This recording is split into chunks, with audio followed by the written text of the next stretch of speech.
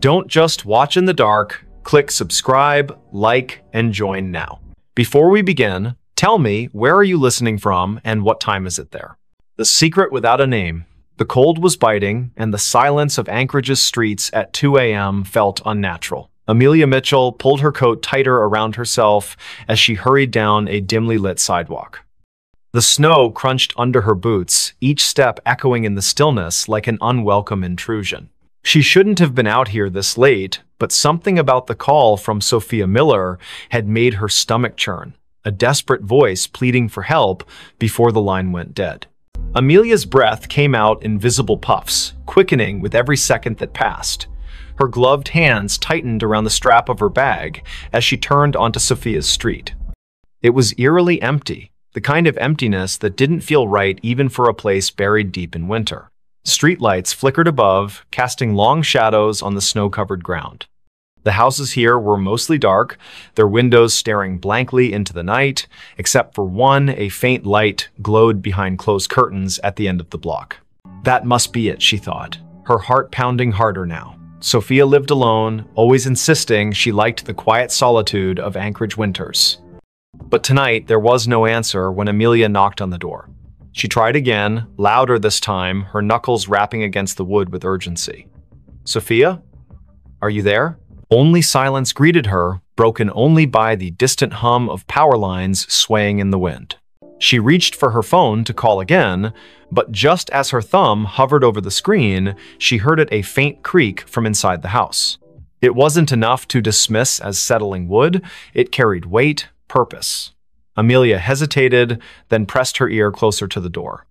Another sound followed, softer but unmistakable, shuffling footsteps, moving away from where she stood. "Sophia?" she called again, her voice trembling. No response. Just the oppressive silence pressing back against her words. Then, without warning, the doorknob began to turn slowly. So slowly, it seemed deliberate. Amelia stumbled backward, nearly slipping on the icy steps leading up to the porch. Her pulse roared in her ears as the door swung open wide, revealing nothing but darkness beyond. There was no one there, not immediately anyway. But as Amelia forced herself to peer inside, she noticed something odd, a trail of wet footprints leading further into the house. They weren't hers. They couldn't be. She hadn't stepped inside yet. And they weren't fresh either, not entirely. Some parts of the prints gleamed with melted snow, while others looked older, partially dried and smeared as if someone or something had walked through days ago but left traces that refused to fade. Against her better judgment, Amelia stepped inside. The warmth of the house hit her instantly, though it brought little comfort.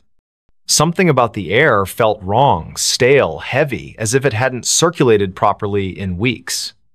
She glanced around the living room, taking in the familiar clutter of books and photographs scattered across shelves. Everything seemed normal, until she saw the photo frame lying face down on the coffee table. She picked it up cautiously, turning it over. It was a picture of Sophia smiling brightly next to Jackson Cole, her boyfriend or ex-boyfriend, depending on who you asked. Their faces were scratched out violently, gouges cutting through the glass like angry scars. A chill ran down Amelia's spine. This wasn't random vandalism. Someone had done this deliberately, methodically. Before she could process what it meant, another noise caught her attention, a low scraping coming from somewhere deeper in the house. It sounded like nails being dragged along a hard surface, slow and rhythmic, punctuated by pauses that somehow felt more menacing than the sound itself. Amelia swallowed hard, clutching her phone tightly in her hand. She considered calling the police, but what would she say? That she broke into her friend's house because of some creepy noises? They'd think she was crazy. Instead, she moved cautiously toward the hallway, following the sound despite every instinct screaming at her to leave. The hallway was narrow, lined with family portraits that seemed to watch her as she passed. Each frame held a face frozen in time, eyes staring ahead as if waiting for something. At the far end, a door stood slightly ajar, light spilling out from within. The scraping grew louder, closer, and Amelia realized it was coming from behind that door. Her palms were slick with sweat beneath her gloves as she pushed it open just enough to peek inside. What she saw stopped her dead in her tracks. The room was small, cluttered with boxes stacked haphazardly against the walls. In the center sat a chair, and on the chair was Sophia, or at least what remained of her. Her body slumped forward unnaturally, head hanging limp as if her neck couldn't support its weight anymore. Blood pooled beneath the chair, dark and congealed, staining the hardwood floor. But the worst part was her face, or rather, the absence of it. Where Sophia's features should have been, there was only smooth, featureless skin stretched taut over bone. Amelia gagged, stumbling backward as bile rose in her throat. She wanted to scream, to run, but her legs wouldn't obey. Instead, she froze, transfixed by the sight before her. And then, from somewhere behind her, a voice spoke softly, almost kindly. "You shouldn't have come." She spun around, heart hammering wildly, but there was no one there. The hallway was empty, the portraits still staring silently ahead. Yet the voice lingered in her mind, repeating the same phrase over and over. "You shouldn't have come. You shouldn't have come." Amelia backed away, tripping over her own feet as she tried to retrace her steps toward the front door. But the layout of the house seemed different now, distorted somehow. Doors that hadn't been there before appeared in the walls, leading to rooms she didn't recognize.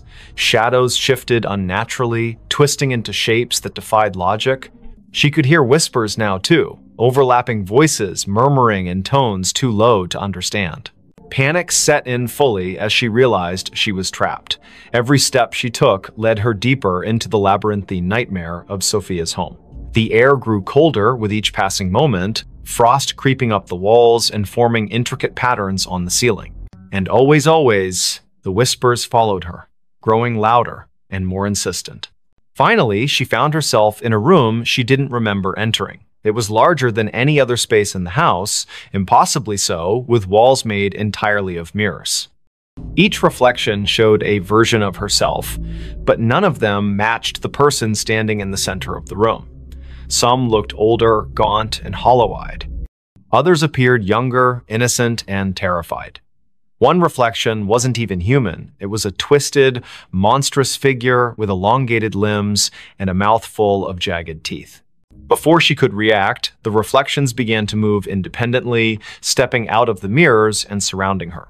Their movements were jerky, unnatural, and they all spoke in unison, their voices blending into a single cacophony.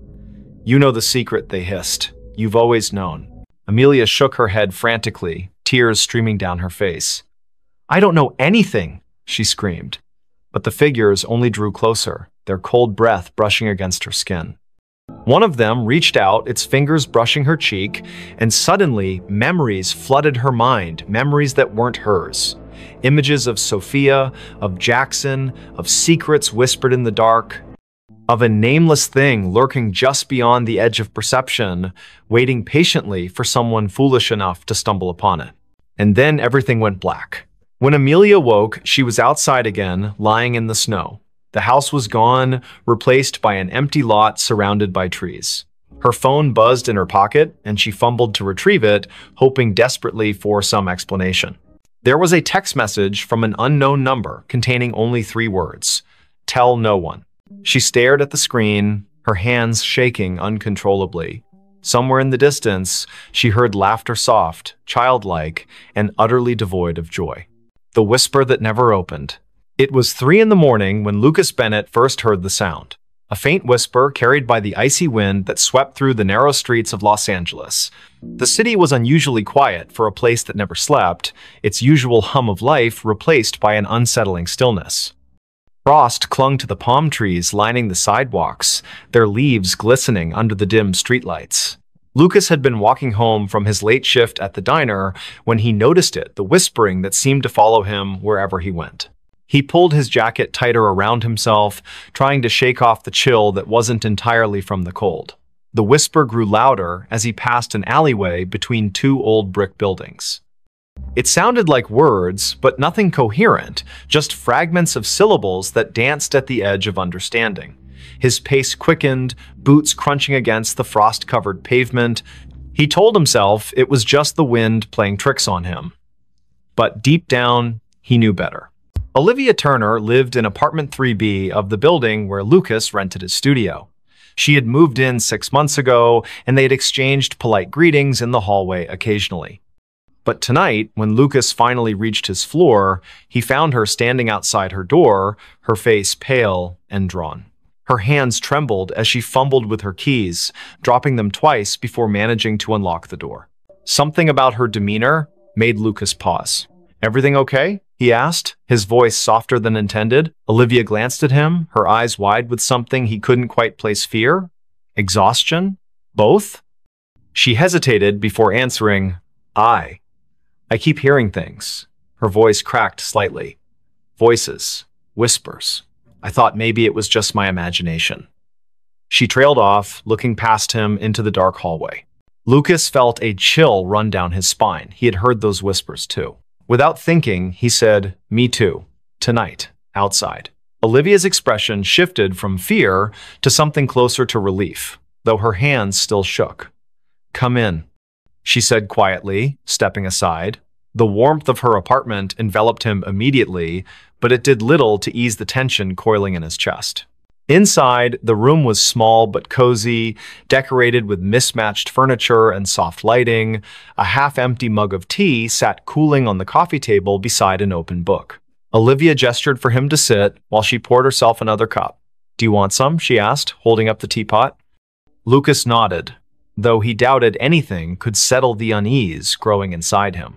As she busied herself in the kitchenette, he noticed the curtains were drawn tightly shut, despite the fact that no one would be able to see inside at this hour.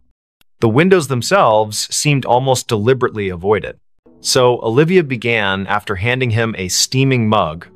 "You heard them too, the whispers." It wasn't a question. Lucas took a sip of the tea. It tasted bitter, but he didn't complain. "Yeah, out there. They followed me all the way back here." He set the mug down carefully. "What about you? When did you start hearing them?" Olivia wrapped her fingers around her own mug, staring into its depths as if searching for answers. "A week ago. At first, I thought it was just stress or lack of sleep. You know how it is, working long hours, trying to make ends meet. But then it got worse." She looked up at him, her gaze piercing. "They started coming closer, louder. Like they were right behind me, even when I was alone in my apartment." Lucas swallowed hard. "Did you tell anyone? Call someone?" Olivia shook her head. "Who would believe me? My friends think I'm overreacting.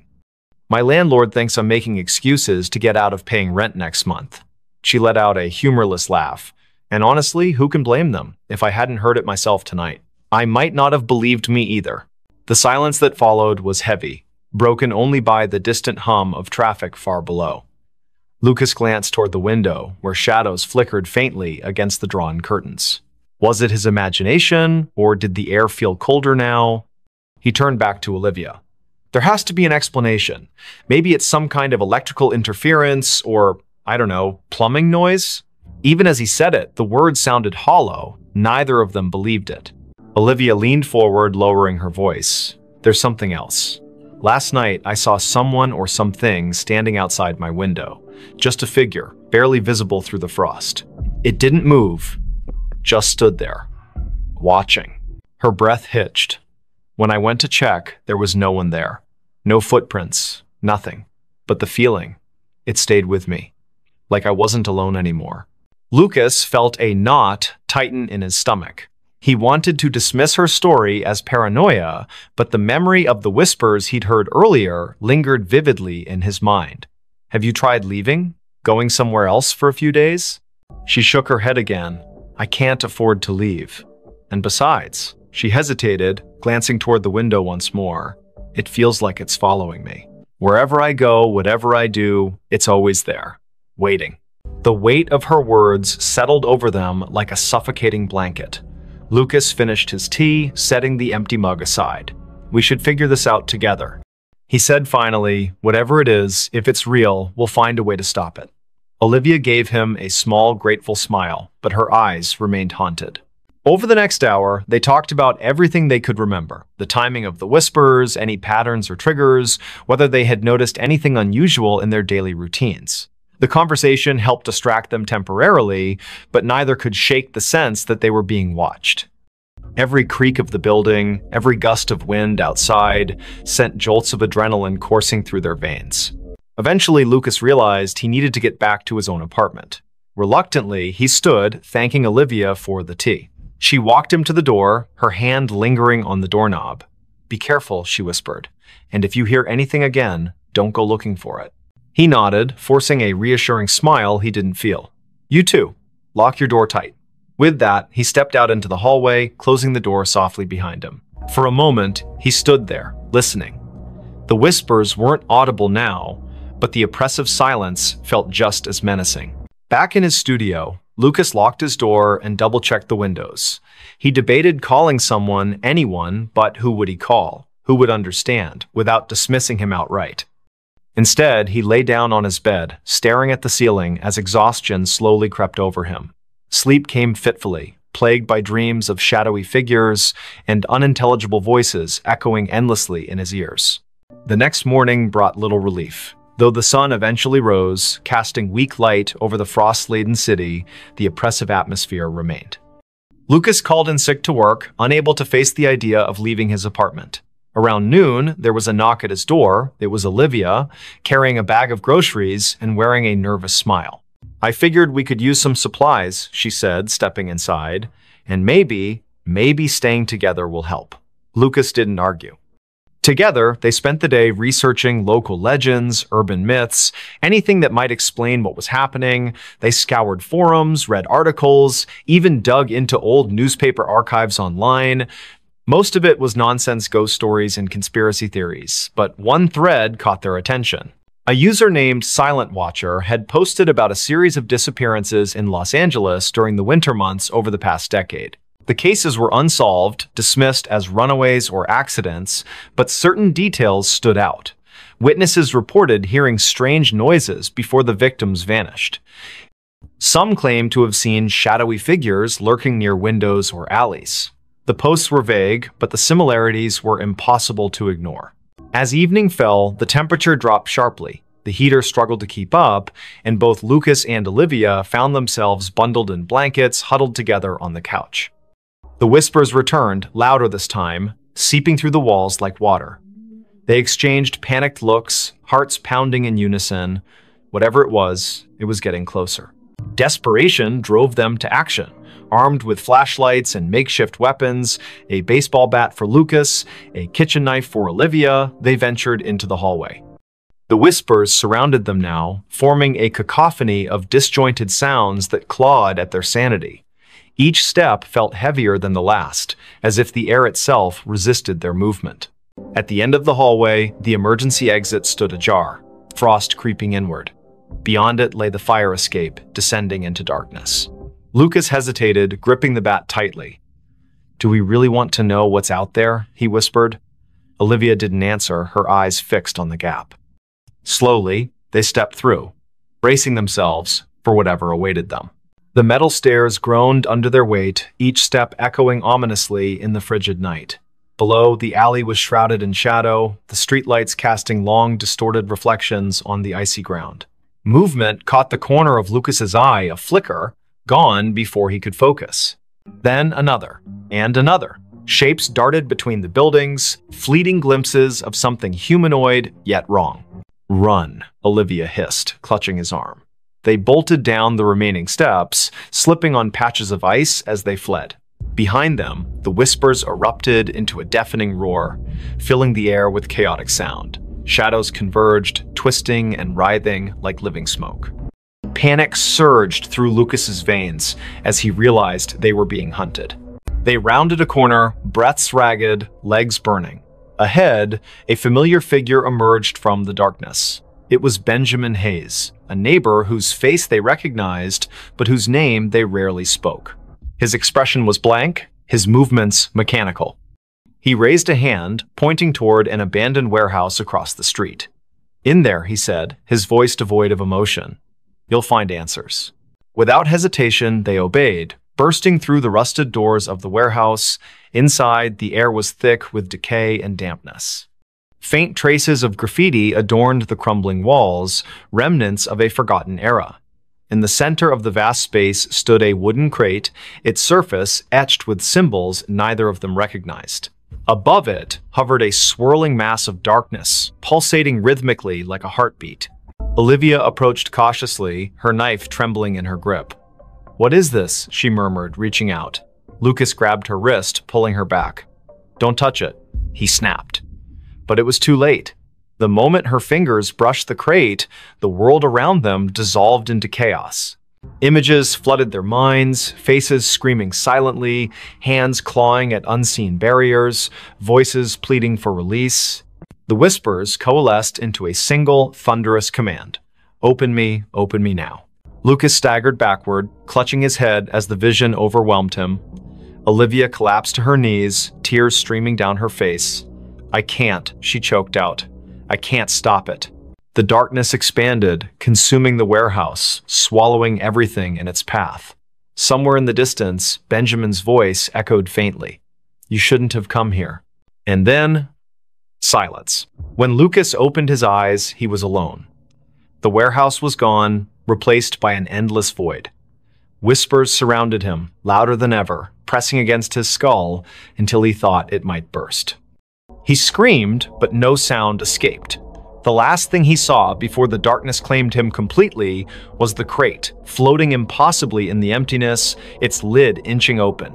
Somewhere in Los Angeles, the sun rose again, frost melted from the trees, and life resumed its usual pace. But in apartment 3B, the curtains remained drawn and the whispers continued, waiting for their next listener. Don't just watch in the dark, click subscribe, like, and join now. Before we begin, tell me, where are you listening from and what time is it there? The Book That Called Me. The streets of Chicago were slick with rain, reflecting the dim orange glow of streetlights like shattered mirrors. It was 5 in the morning, and the city seemed to hold its breath under a heavy sky streaked with gray clouds. The storm had rolled in from Lake Michigan without warning, drenching everything in sight. Victoria Evans stood on the corner of Wabash Avenue, clutching her coat tighter around herself as she waited for the traffic light to change. She hated mornings like this, cold, wet, and eerily quiet, but her job at the library demanded punctuality. Victoria worked at Harold Washington Library Center, a towering structure that loomed over South State Street like some ancient sentinel. The building's glass facade shimmered faintly in the pre-dawn gloom, catching the occasional flash of lightning that lit up the horizon. As she approached the entrance, her shoes squelching against the wet pavement, she noticed something odd, a single book lying face down on the steps leading up to the main doors. Its cover was dark, almost black, and water pooled around it in tiny rivulets. No one else was around. The security guard, who usually manned the early shift, hadn't arrived yet. She hesitated for a moment before picking it up. The book felt heavier than it should have been, its pages damp but not entirely soaked through. There was no title on the spine or cover, just an embossed pattern of swirling lines that seemed to shift slightly when viewed from different angles. A shiver ran down her spine, though she couldn't say why. Maybe it was the way the book felt. Alive somehow, pulsing faintly in her hands. Still, curiosity got the better of her. She tucked it under her arm and pushed open the heavy glass door. Inside, the library was silent except for the faint hum of fluorescent lights overhead. Rows upon rows of shelves stretched out into shadowy corners, their contents neatly organized, yet somehow foreboding in the dim light. Victoria made her way to the circulation desk near the center of the atrium, setting the book down carefully, as if afraid it might bite. Her fingers lingered on the cover for a second longer than necessary before she pulled them away abruptly. Something about it unsettled her deeply, though she couldn't put her finger on what exactly it was. Her coworker, Daniel Harris, arrived shortly after, yawning loudly as he shuffled toward the desk.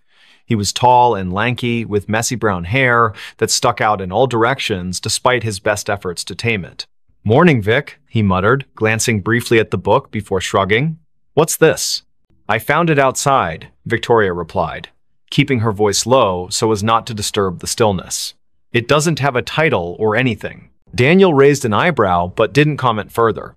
Instead, he reached out to touch the book, his hand hovering above it for a moment before making contact. His expression changed instantly from mild curiosity to outright alarm. "Whoa, this thing is freezing."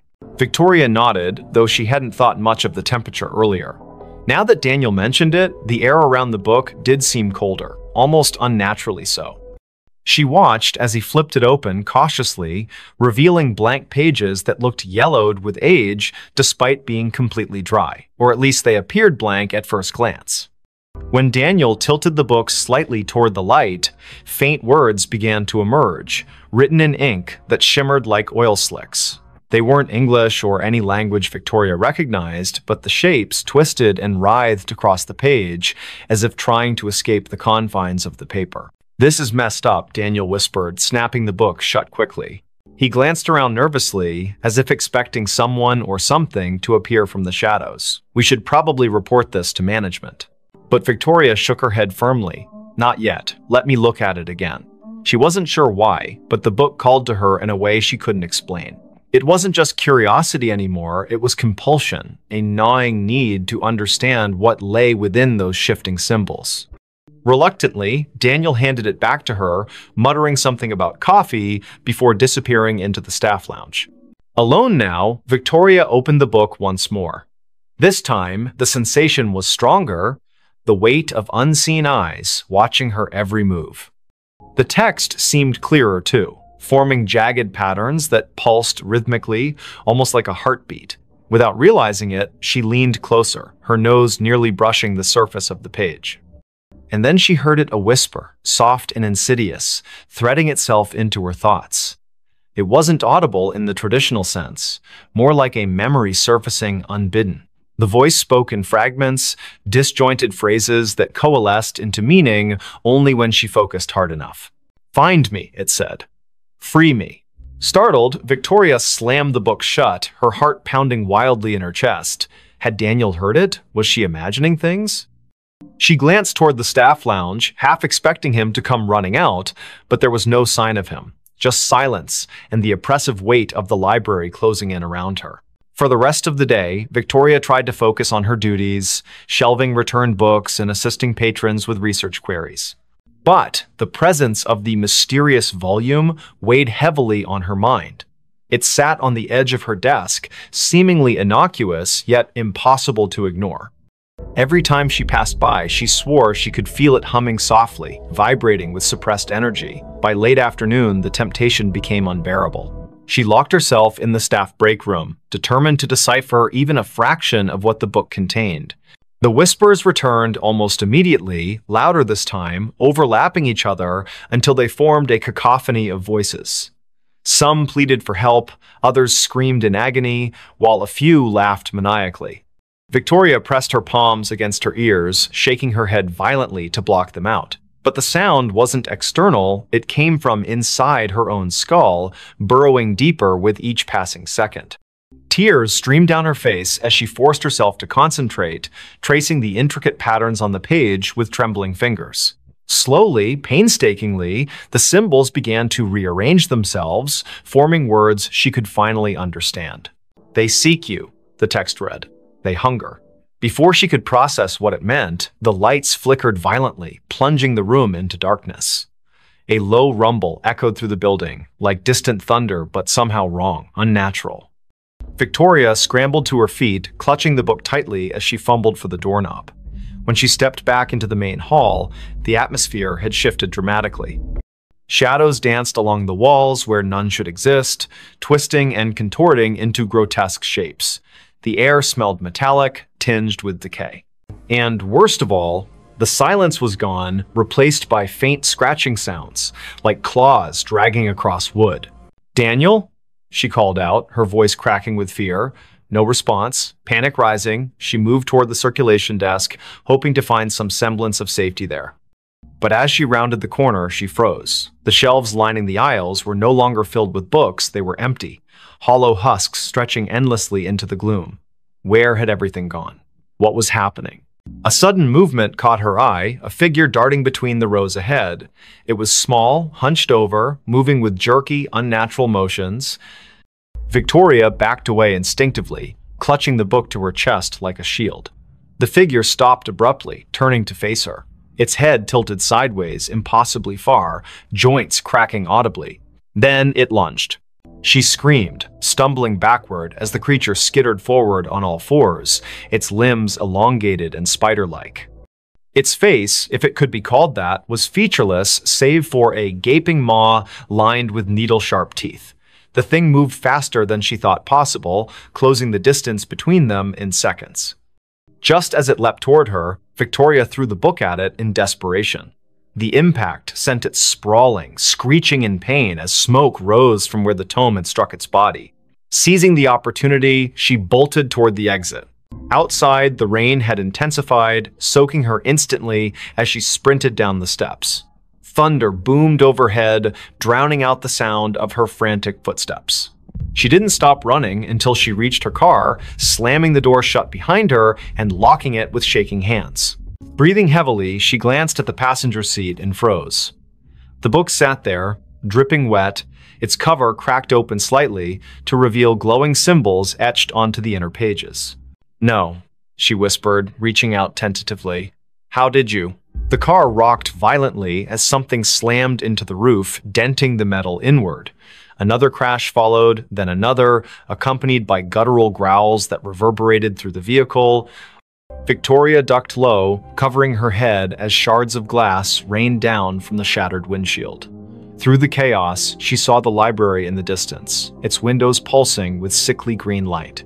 The book vibrated fiercely in her lap, urging her to return.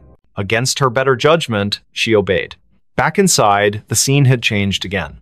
The aisles were intact now, stocked with books as if nothing had happened, yet the oppressive feeling lingered, thicker than ever. The whispers grew louder, converging into a single voice that spoke directly to her. "You cannot run," it hissed. "You are mine now." Victoria spun around, searching for the source, but found only emptiness. Until she saw him, the man standing at the end of the aisle, partially obscured by shadows. He wore a tattered suit, his skin pale and translucent, eyes sunken and hollow. In his skeletal hands, he held a copy of the same book she carried. "Michael Parker," he rasped, taking a step closer. "I've been waiting." And then the world dissolved into darkness. When Victoria awoke, hours later, she was seated at the circulation desk. The library was empty, bathed in the golden light of dawn filtering through the windows. For a moment, she thought it had all been a nightmare. But when she looked down, the book lay open before her, its pages filled with fresh writing. "They will come for you next." The room behind the wall. Rain poured relentlessly over Anchorage as Daniel Harris drove through the deserted streets of the city just before dawn. The windshield wipers struggled to keep up with the deluge, while his headlights barely pierced the darkness, reflecting off the slick asphalt where puddles grew larger by the minute. He had moved to Alaska 3 months ago, seeking a fresh start after his divorce, finding solace in the isolation and cold weather that matched his mood. His new job at the local library kept him busy during the day, but the nights were long and lonely in his rented apartment on the outskirts of town.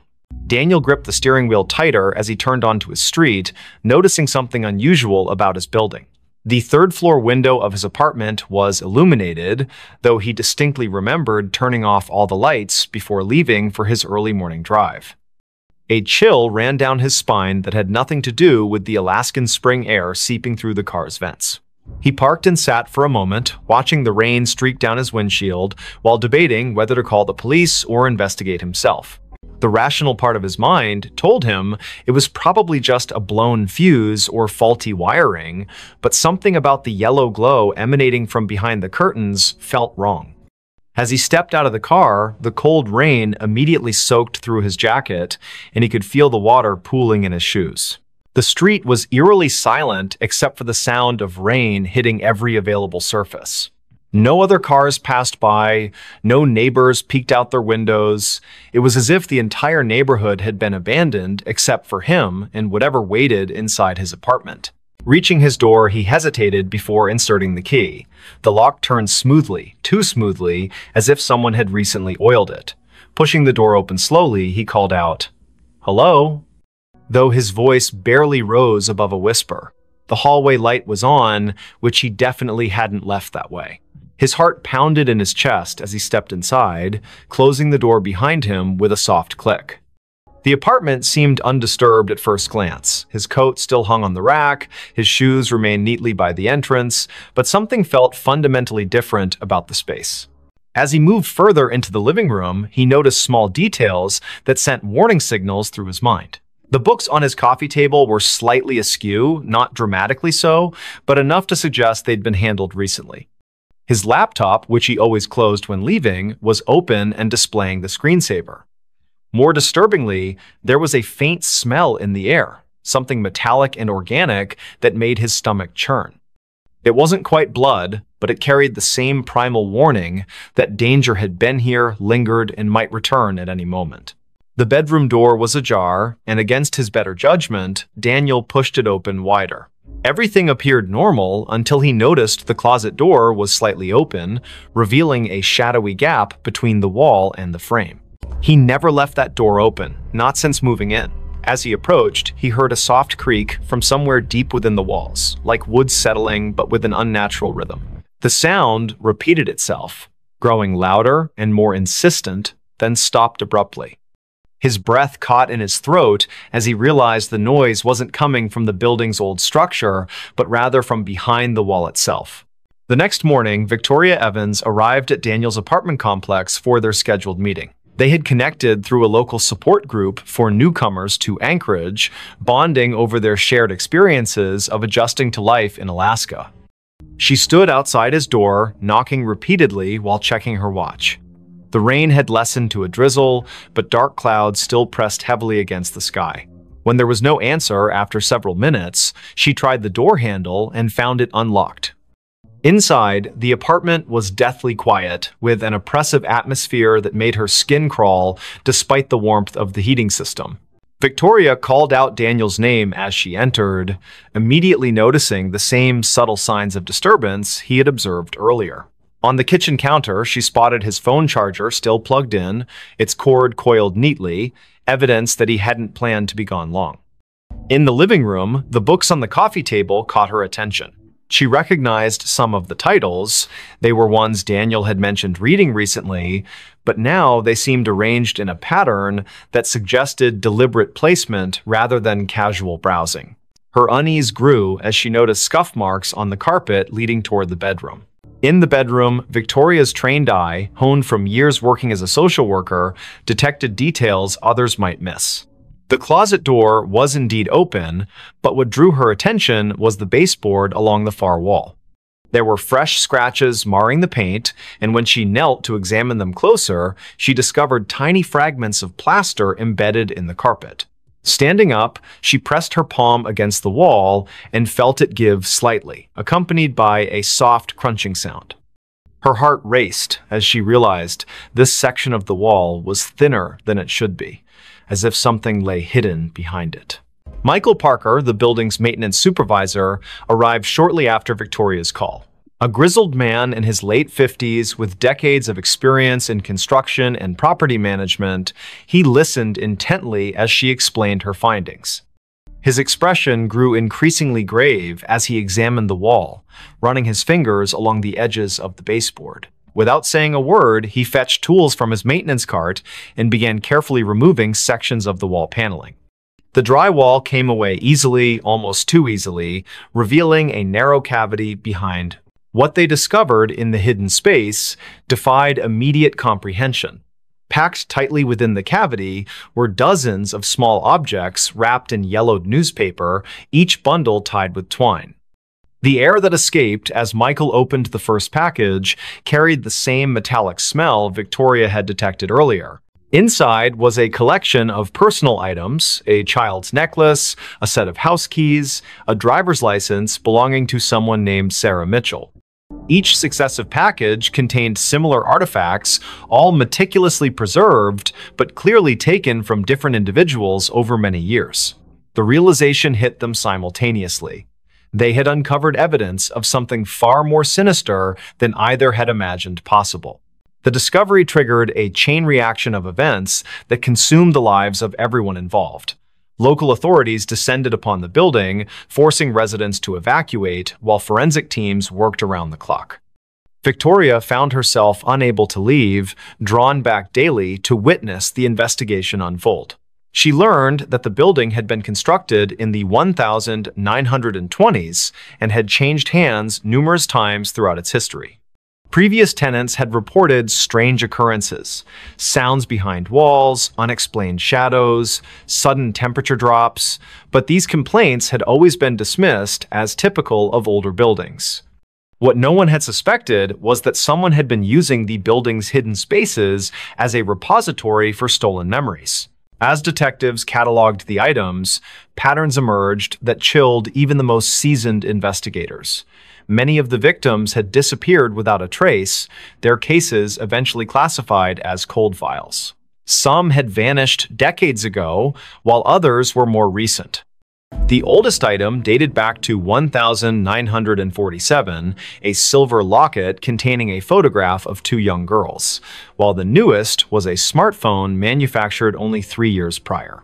The collection spanned generations, suggesting that whoever had been operating behind these walls had maintained their activities for nearly 75 years. The implications were staggering and raised questions about how such systematic predation could have gone unnoticed for so long. Daniel's disappearance added another layer of complexity to the case. Security footage from the building's lobby showed him returning home the previous night, but never leaving again. His car remained parked outside, and his personal belongings were still in the apartment.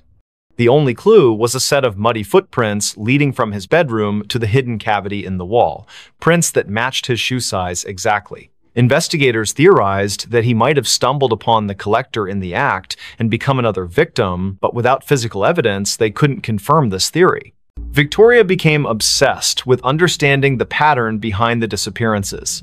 She spent hours poring over police reports, cross-referencing dates and locations with historical weather data. A disturbing trend emerged. Nearly all the abductions had occurred during heavy rainstorms, particularly in spring when the days were shortest and visibility poorest. The timing suggested premeditation and intimate knowledge of both the building's layout and the routines of its occupants. Whoever had been collecting these artifacts understood human behavior well enough to predict when people would be most vulnerable. The building itself seemed to become more active as the investigation progressed. Residents who had lived there for years reported hearing strange noises at night, thumps and scrapes that echoed through the walls. The heating system developed inexplicable malfunctions, causing rooms to alternate between freezing and sweltering temperatures.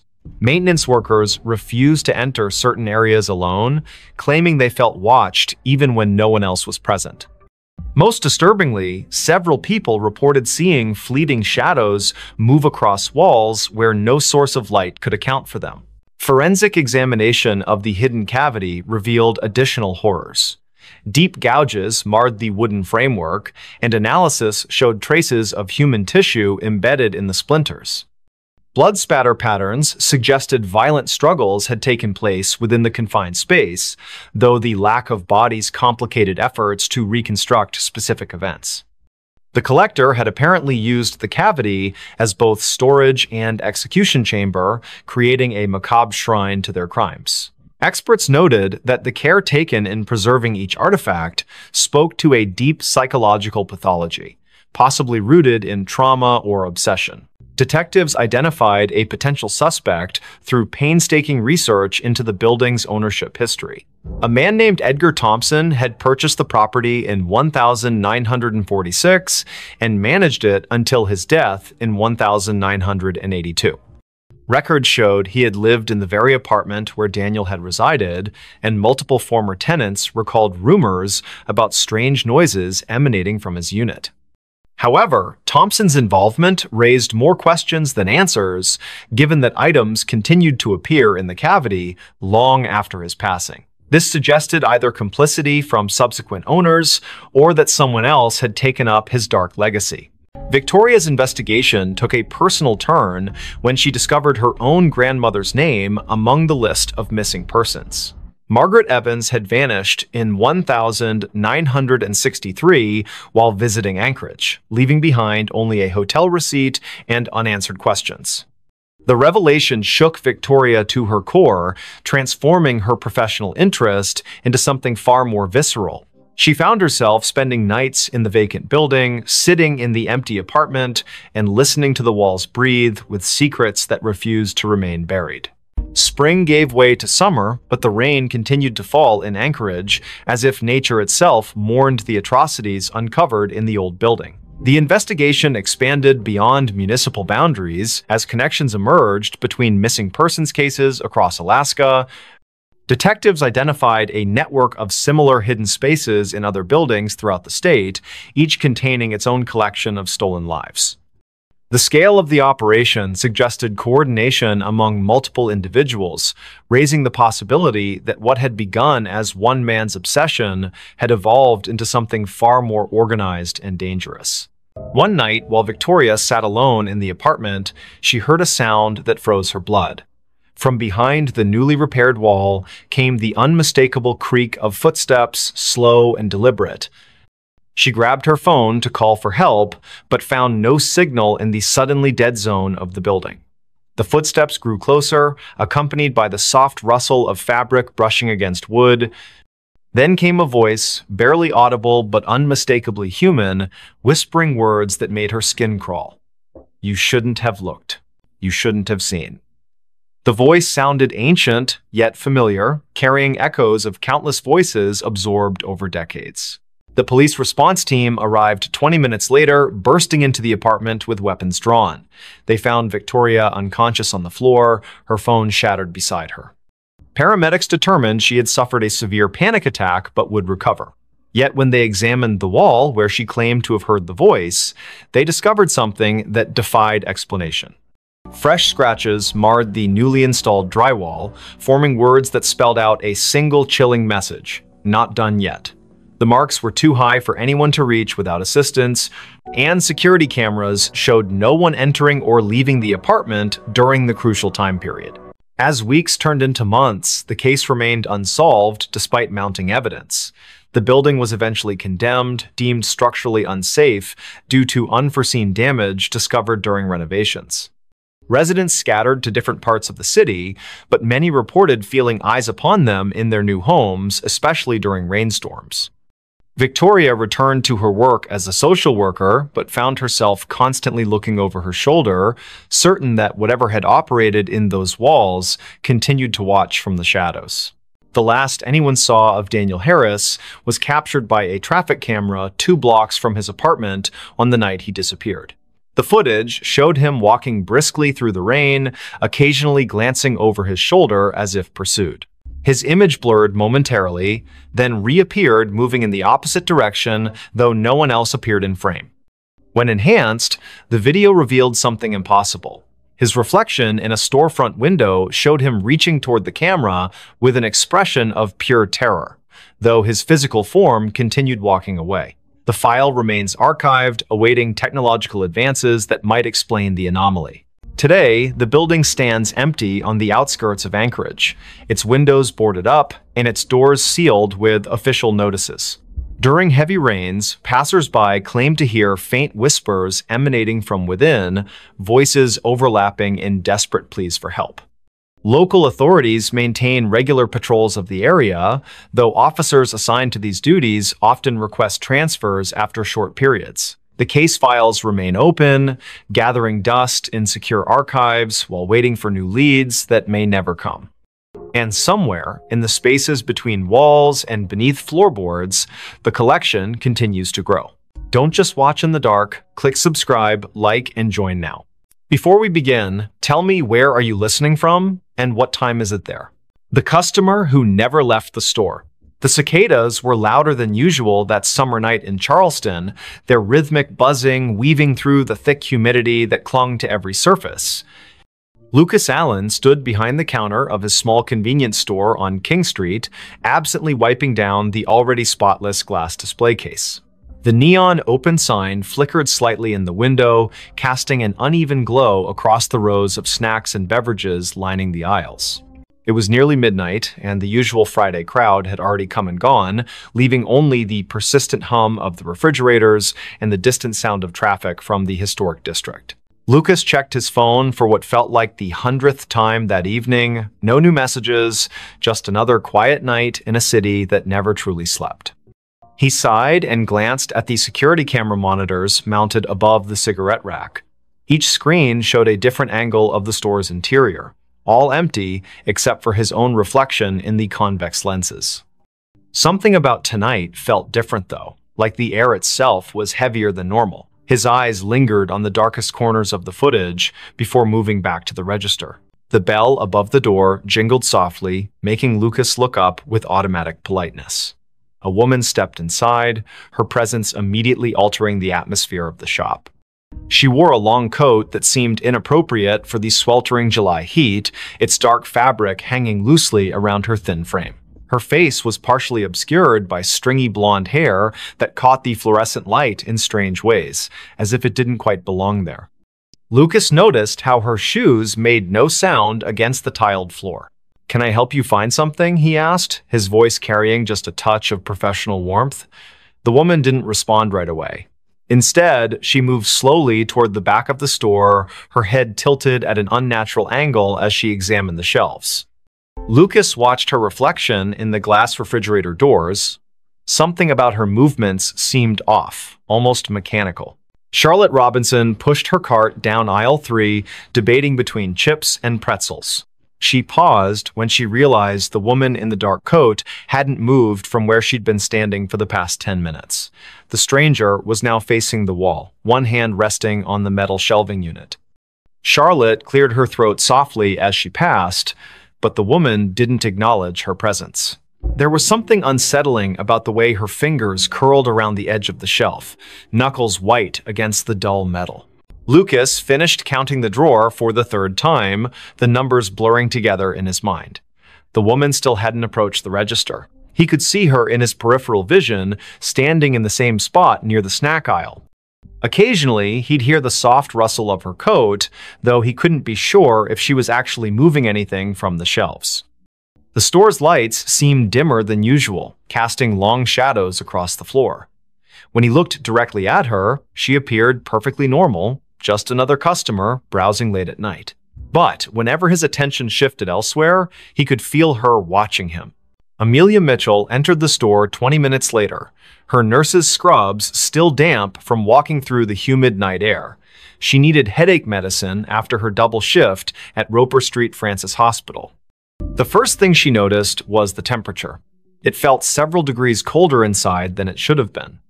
Then she saw the woman in the dark coat standing near the beverage coolers.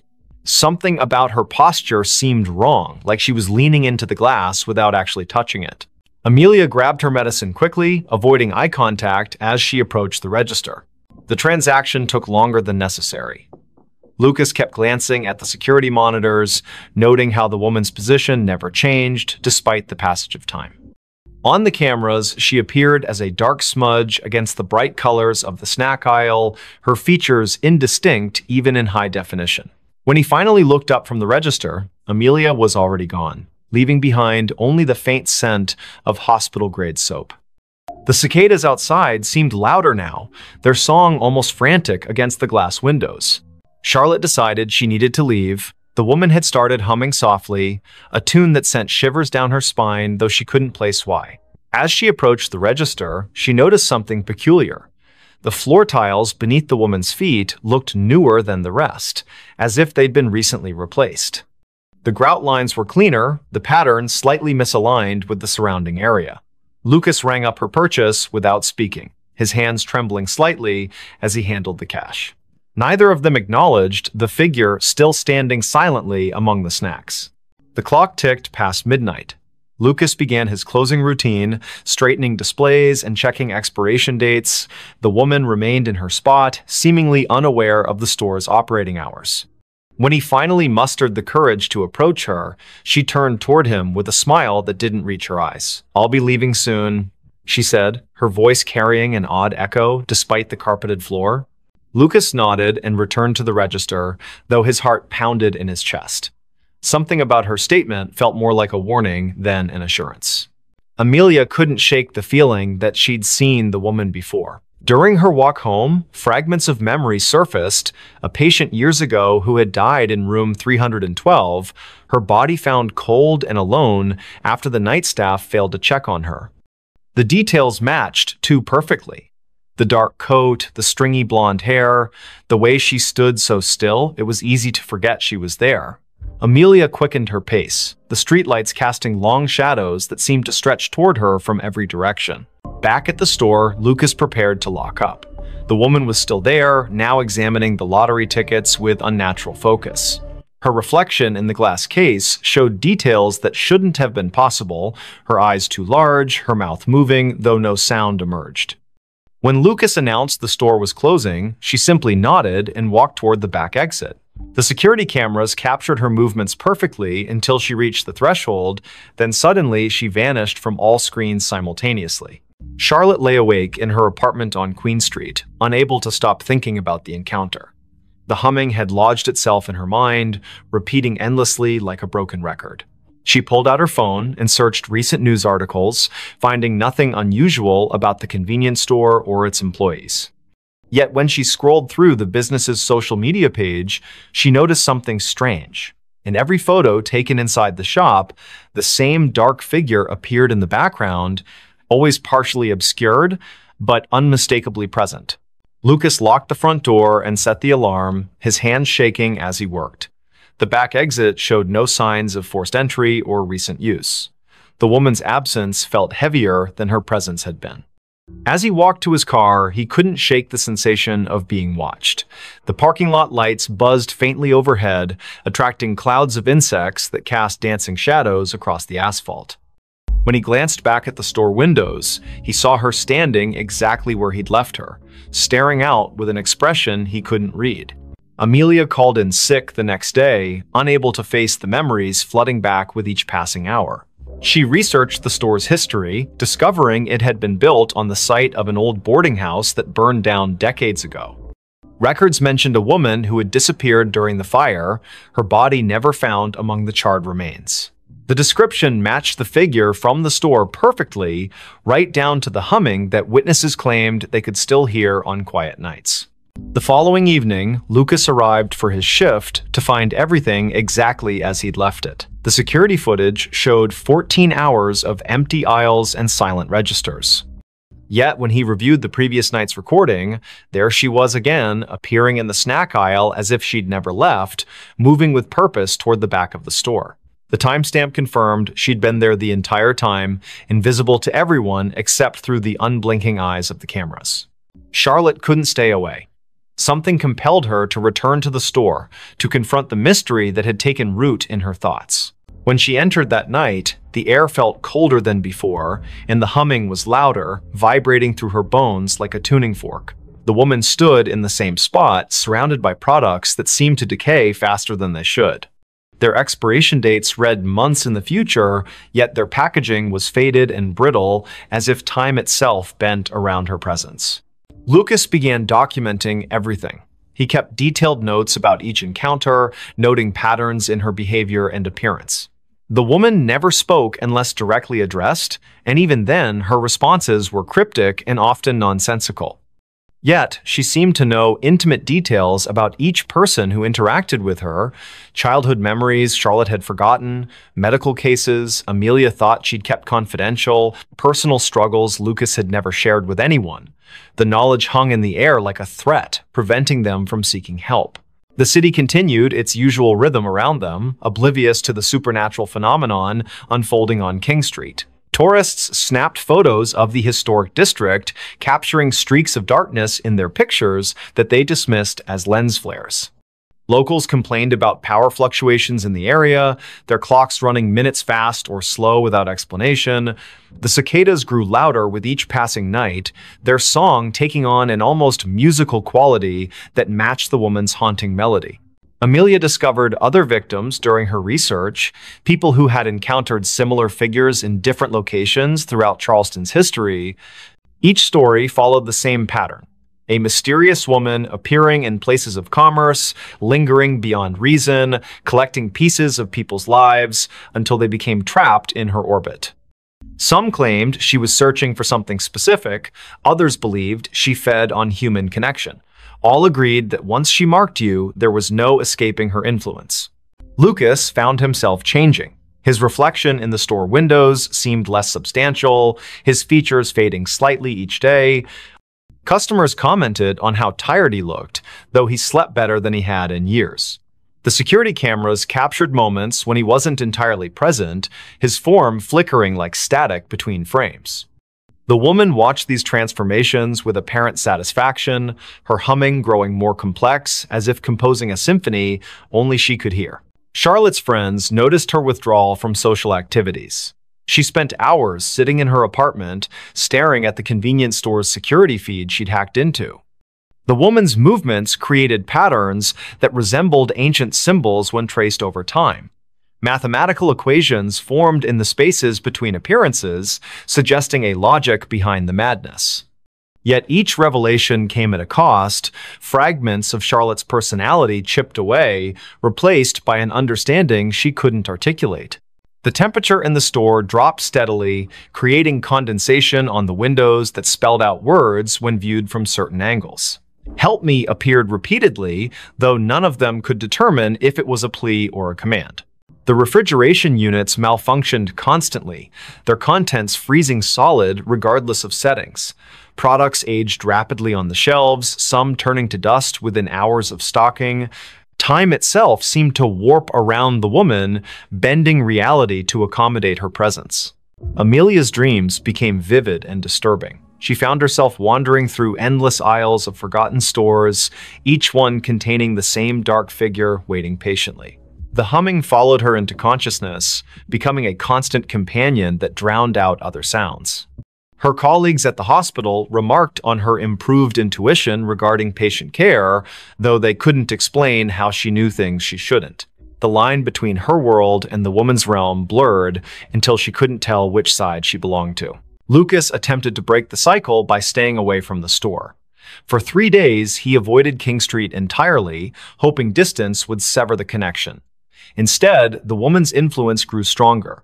She appeared in his apartment mirror, reflected in puddles during rainstorms, visible in the steam rising from his morning coffee. The humming never ceased, matching his heartbeat until he couldn't distinguish between internal and external sounds. His attempts to warn others fell on deaf ears, their faces blank as if seeing through him. Charlotte documented everything obsessively, filling notebooks with observations and calculations. The patterns revealed themselves gradually, forming a complex web of connections between victims across generations. Each person had experienced loss or isolation significant enough to create a void the woman could fill. They had sought comfort in material possessions, believing wealth or convenience could replace human connection. The realization hit her like a physical blow. They were all customers who had never truly left the store, trapped by their own desires. The final confrontation occurred on the hottest night of the summer. The cicadas screamed in harmony with the humming, their combined song shaking the glass in the store's windows. Lucas, Charlotte, and Amelia found themselves drawn back to the convenience store despite their efforts to resist. The woman waited for them in aisle 3, her dark coat billowing as if caught in a wind that didn't exist. Her smile revealed too many teeth, each one gleaming like polished stone. "You've learned," she said, her voice resonating through the empty store. But learning isn't enough. The floor tiles beneath them shifted, revealing the foundation of the old boarding house. Charred wood and ash filled the space where modern construction should have been. The security cameras captured everything perfectly, broadcasting their final moments to empty monitors throughout the building. One by one, they stepped forward, unable to resist the pull any longer. The store remained open for business the next day. New employees arrived, unaware of the previous staff. Customers browsed the aisles, selecting items they didn't need but couldn't refuse. In the security footage, dark figures moved among the shelves, their forms becoming clearer with each passing night. The humming continued, growing louder with each new victim drawn into its melody. And in aisle 3, the woman waited patiently, collecting souls who had forgotten what it meant to truly leave. The room that breathed. Boston stirred under the weight of another spring morning, the air thick with a peculiar warmth that seemed misplaced for the season. Daniel Harris stood on the cracked sidewalk outside number 17 Marlborough Street, his fingers tracing the edge of an old brass key in his pocket. The building before him loomed like a forgotten sentinel, its red brick facade darkened by decades of Boston winters and neglect. Across the street, Victoria Evans leaned against her parked car, arms crossed tightly across her chest as she watched Daniel approach the entrance. The neighborhood was waking up slowly, curtains twitching in nearby windows as residents observed the newcomers. Michael Parker emerged from the alley beside the building, his camera slung around his neck, capturing the uneven angles of the structure with professional precision. "This place gives me the creeps," he muttered, though his lens stayed trained on the upper floors, where shadows seemed to move independently of the rising Sunday. Daniel's footsteps echoed hollowly as he climbed the worn stone steps to the front door. The wood beneath his feet felt spongy, yielding slightly with each step. He paused at the threshold, glancing back at his companions. Victoria gave him a tight smile while Michael adjusted his camera settings, seemingly oblivious to the faint scraping sound coming from somewhere deep within the building. The key turned with unexpected ease, revealing a vestibule that smelled of damp paper and something else. Something metallic and sharp. Inside, the air was unnaturally still, as if the house itself was holding its breath. Dust motes hung suspended in shafts of weak morning light that filtered through grimy windows. To their left, a staircase spiraled upward into darkness, its banister wrapped in layers of peeling paint. Directly ahead, a hallway stretched toward the rear of the building, lined with doors that seemed to lean inward as if drawn by some invisible force. The wallpaper, once elegant, now peeled away in long strips that curled toward the floor like dead leaves. Victoria's heels clicked against the hardwood as she moved to examine a series of framed photographs hanging crookedly on the wall. Her fingers hovered above the glass but didn't touch. "These pictures," she began, her voice dropping to a whisper. In each frame, people stood stiffly posed, their eyes fixed on something just beyond the camera's view. What disturbed them most was the background. Through windows behind the subjects, they could see the same room appearing in every photograph, its details shifting subtly but unmistakably present in each era depicted. Michael joined her, his camera clicking softly as he documented the unsettling gallery. "That's impossible," he said, pointing to one particular image. "Look at the dress styles. These photos span nearly a century, but that room." His voice trailed off as he noticed something moving in the corner of the frame. When he looked up, the hallway appeared empty, yet the sensation of being watched pressed heavily against his skin. The temperature dropped suddenly, causing their breath to mist in the air. From somewhere above came the distinct sound of footsteps, slow and deliberate, pacing back and forth across the ceiling. Daniel called out, his voice echoing unnaturally loud in the confined space. The footsteps stopped immediately, followed by complete silence that seemed to vibrate through the very walls. Then came a new sound, a soft, rhythmic creaking like the gentle expansion and contraction of old wood. But this wasn't coming from the structure itself. It was emanating from the room at the end of the hall, pulsing with a life of its own. Daniel took the first step toward the source of the sound, his palm slick against the railing of the staircase. The wooden steps groaned beneath his weight, each complaint sounding louder than the last. Halfway up, he paused, certain he'd heard whispered words trailing after him like cobwebs brushing against his ears. Victoria followed close behind, her hand occasionally reaching out to steady herself against the wall, only to pull back sharply each time her fingers made contact. The wallpaper felt warm to the touch, almost feverish, and when she looked closely, she thought she saw veins of black mold spreading outward from each point of contact. At the top landing, they found themselves facing 3 doors, each painted a different shade of gray that seemed to shift depending on how long you stared. The middle door stood slightly ajar, swaying gently, despite the absence of any breeze. Through the gap, they could see movement, not human movement, but something more akin to shadows stretching and retreating across the far wall. Michael raised his camera, framing the scene through the viewfinder, but what he saw through the lens made his hands tremble. The room appeared larger through the camera, its dimensions distorted in ways that defied logic. "Did you hear that?" Victoria's voice cracked as she spoke. They all froze, listening to the sound of breathing, deep, measured inhalations that filled the corridor like waves crashing against a distant shore. The sound wasn't coming from them. It was too synchronized, too deliberate. Daniel reached for the doorknob, his fingers brushing against metal that felt impossibly cold. As his hand closed around it, the breathing hitched, then resumed with greater intensity. The door opened with a reluctant creak, revealing a space that seemed to swallow the available light rather than reflect it. Inside, the air was dense and humid, carrying the scent of earth after rain mixed with something sour and metallic.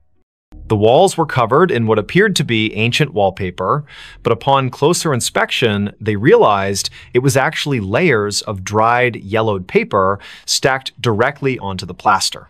Pages upon pages of handwritten text, fragments of letters and drawings pressed together like geological strata. Some sections seemed to ripple when touched, as if the surface retained some vestige of life.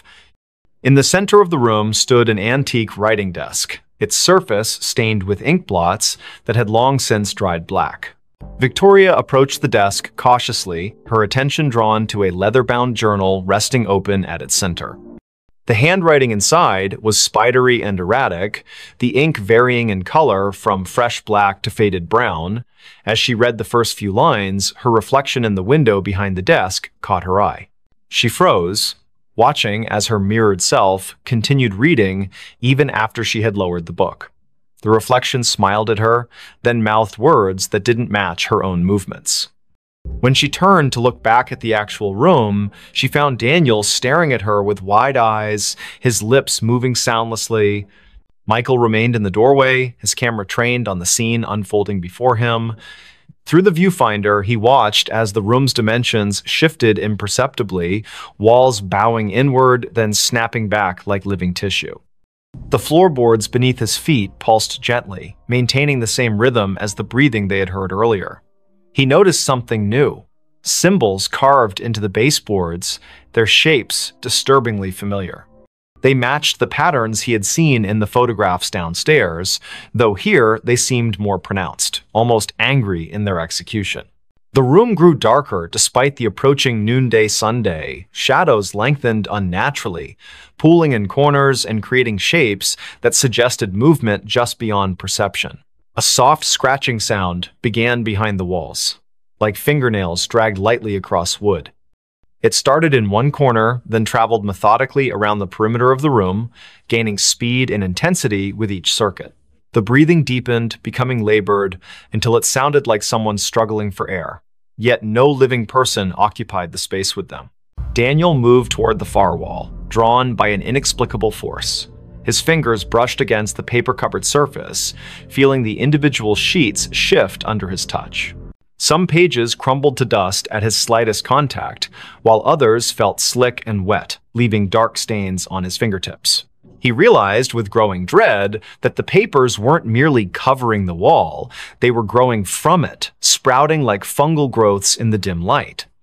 Words formed and reformed before his eyes, sentences rearranging themselves into coherent paragraphs that told stories of lives lived and lost within these walls. The breathing changed pitch suddenly, becoming higher and more rapid. The room responded physically, its walls expanding outward, then contracting violently. Books fell from shelves that hadn't been there moments before, their pages fluttering like wounded birds. The desk in the center split down the middle, revealing a cavity stuffed with more paper, all bearing the same frantic handwriting. Victoria stumbled backward as the journal in her hands began to burn, not with fire, but with a cold light that seared her palms without leaving marks. The reflected version of herself in the window had disappeared completely, replaced by something darker and less defined. Michael's camera flashed repeatedly, capturing images he couldn't see with his naked eye. Through the viewfinder, he watched shadowy figures emerge from the walls, their forms distorted but somehow familiar. They moved with purpose, gathering around the edges of the room like spectators at a performance. Their faces remained indistinct, but their presence pressed against his consciousness like a migraine building behind his eyes. The symbols on the baseboards glowed faintly, their light pulsing in time with the room's breathing. A sudden gust of wind swept through the space, though none of the windows had opened. Papers swirled in miniature cyclones, settling randomly across the floor in patterns that suggested meaning. The breathing grew ragged, punctuated by wet, gurgling sounds that made Victoria cover her ears with both hands. She sank to her knees as memories flooded her mind, memories that weren't hers. Faces of strangers flashed before her eyes, each accompanied by a surge of emotion so intense it brought tears streaming down her face. Pain, loss, despair, each sensation more vivid than anything she had experienced in her own life. Daniel found himself drawn to the farthest corner of the room, where the wall seemed to pulse more noticeably than the others. His hands moved of their own accord, tearing at the layers of paper until he exposed bare wood underneath. Carved deeply into the surface were names, hundreds of them, overlapping and intertwining like roots. Some he recognized from the photographs downstairs, others were unfamiliar but carried the same weight of tragedy. As he traced his fingers over the names, he felt them respond, the wood warming beneath his touch and the letters seeming to rearrange themselves into new configurations. The room's breathing became erratic, gasping now, as if fighting for survival. The walls contracted violently, forcing everyone toward the center. Papers flapped like trapped birds, their whispers building into a cacophony of voices speaking in languages none of them understood. The symbols on the baseboards burned brighter, their light casting everything in harsh relief. Michael's camera died suddenly, its battery drained despite being fully charged that morning. Still, he kept pressing the shutter button, hoping to capture something of what he saw through the viewfinder, shapes moving just beyond the threshold of visibility. Victoria screamed as the floor beneath her feet gave way, not collapsing, but opening like a mouth hungry for sustenance. She fell forward, catching herself on hands that sank partially into the wood as if it had become liquid. The journal's cold light spread across her arms, illuminating veins that seemed to contain flowing ink rather than blood. Memories continued to assault her mind, each one bringing physical pain that made her whole body convulse. The reflected version of herself returned in the window, reaching out toward her with hands that passed through the glass as if it were water. Daniel tore at the wall faster now, his fingers bleeding as he clawed deeper into the wood. With each name he uncovered, the room reacted more violently. The breathing became wheezing, punctuated by wet coughs that sprayed droplets of something dark against the remaining intact wall. The uncovered names began to glow, their light joining with that of the symbols on the baseboards until the entire room shimmered with an otherworldly radiance. Shapes moved within the walls themselves, pressing against the surface from the other side like creatures trying to break free. Michael retreated to the doorway, his legs shaking as he watched his friends struggle against forces they couldn't comprehend. Through his useless camera, he saw the truth of the room laid bare. A massive, beating heart at its core, pumping darkness instead of blood through veins of corrupted wood. The symbols served as valves, regulating the flow of whatever malignant force inhabited the space. The photographs downstairs weren't just documentation, they were warnings, each one showing the room consuming another victim who had come too close to understanding its nature. The breathing stopped suddenly, leaving a silence so profound it hurt their ears. The room held its collective breath, waiting. The walls began closing in, not quickly, but inevitably, their movement accompanied by the sound of thousands of pages turning simultaneously. Victoria pulled herself free from the floor, her arms streaked with black ichor that evaporated into smoke before hitting the ground. The journal's light had consumed her shadow, leaving her outlined in negative space. She joined Daniel at the wall, helping him tear away the remaining paper in a desperate attempt to reach whatever core lay hidden beneath. As they worked, the room showed them its true face. The walls weren't solid, they were composed of compressed memories, each layer containing the essence of someone who had tried to understand or escape. Faces pressed against the surface from the other side, their mouths open in silent screams that vibrated through the very bones of the building. The symbols on the baseboards merged into a single pulsing sigil that dominated the floor, its light so bright it burned away the darkness entirely. The heart at the room's center beat once, twice, then exploded outward in a wave of energy that threw them all backward. When they opened their eyes again, they found themselves standing outside number 17 Marlborough Street. The building looked different now, newer somehow, its bricks clean and its windows reflecting the afternoon sun without distortion. A young couple walked past them, discussing plans to renovate the upstairs apartment. Daniel reached into his pocket for the brass key, but found only lint. Michael's camera hung heavy around his neck, its memory card wiped clean. Victoria's hands bore no marks, though she could still feel the phantom burn of ink-filled veins beneath her skin. They never spoke about what happened inside the room. Each carried their own piece of its secret, buried deep where it couldn't consume them completely. Sometimes, late at night, Daniel would wake to the sound of breathing coming from his closet. Michael developed a habit of taking long detours to avoid walking past 17 Marlborough Street.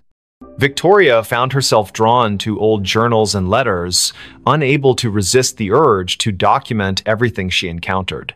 The room had marked them, claimed part of their essence, and though they had escaped its physical confines, its influence followed them like a shadow that refused to dissipate. Weeks later, during another unseasonably warm spring morning, a new set of tenants moved into the building. They marveled at how well-preserved the old place was, how the upstairs apartment seemed to breathe with a life of its own. In the main bedroom, they discovered an antique writing desk with a leather-bound journal resting open at its center. The first tenant to touch it felt a surge of inspiration so powerful it brought tears to her eyes. She began writing immediately, her pen moving across the page with a will that wasn't entirely her own. Outside, the wind picked up, carrying with it the faint sound of pages turning and the gentle, measured breathing of something that had waited patiently for new voices to add to its collection. Don't just watch in the dark. Click subscribe, like, and join now. Before we begin, tell me, where are you listening from and what time is it there? The Whisper That Breathed. A summer storm brewed over Boston, its dark clouds casting long shadows across the narrow streets of Beacon Hill. The air was thick with humidity, and the faint scent of rain mingled with the salty breeze from the nearby harbor. At precisely 5 in the afternoon, when the sun should have still been high, an unnatural twilight descended upon the city. Andrew Scott hurried down Pinckney Street, his leather satchel slapping against his side with each quickened step. The first rumble of thunder echoed in the distance, vibrating through the cobblestones beneath his worn loafers. He had taken this route home 1,000 times before, but today something felt different. The usual sounds of the neighborhood, children playing, dogs barking, the occasional car engine, were strangely muted. Only the wind seemed alive, whispering through the ancient trees that lined the street, whispering in a way that made Andrew's skin prickle. He glanced at the old Victorian house at number 17, its windows dark and unwelcoming despite the early hour. The for sale sign in the yard swayed gently, though he couldn't feel any breeze on his face. Madison Rivera stood at her kitchen window on Mount Vernon Street, staring out at the gathering storm. Her teacup trembled slightly in her hand as she watched the clouds churn above the gold dome of the State House. She had lived in this neighborhood her entire life, but never had she seen such an ominous sky this early in the evening. The antique clock on her wall ticked loudly in the silence, each second stretching longer than it should. Something about the atmosphere felt wrong, like the world was holding its breath, waiting for something to happen. In the South End, James Cooper sat alone in his apartment on Tremont Street, absently flipping through old photographs.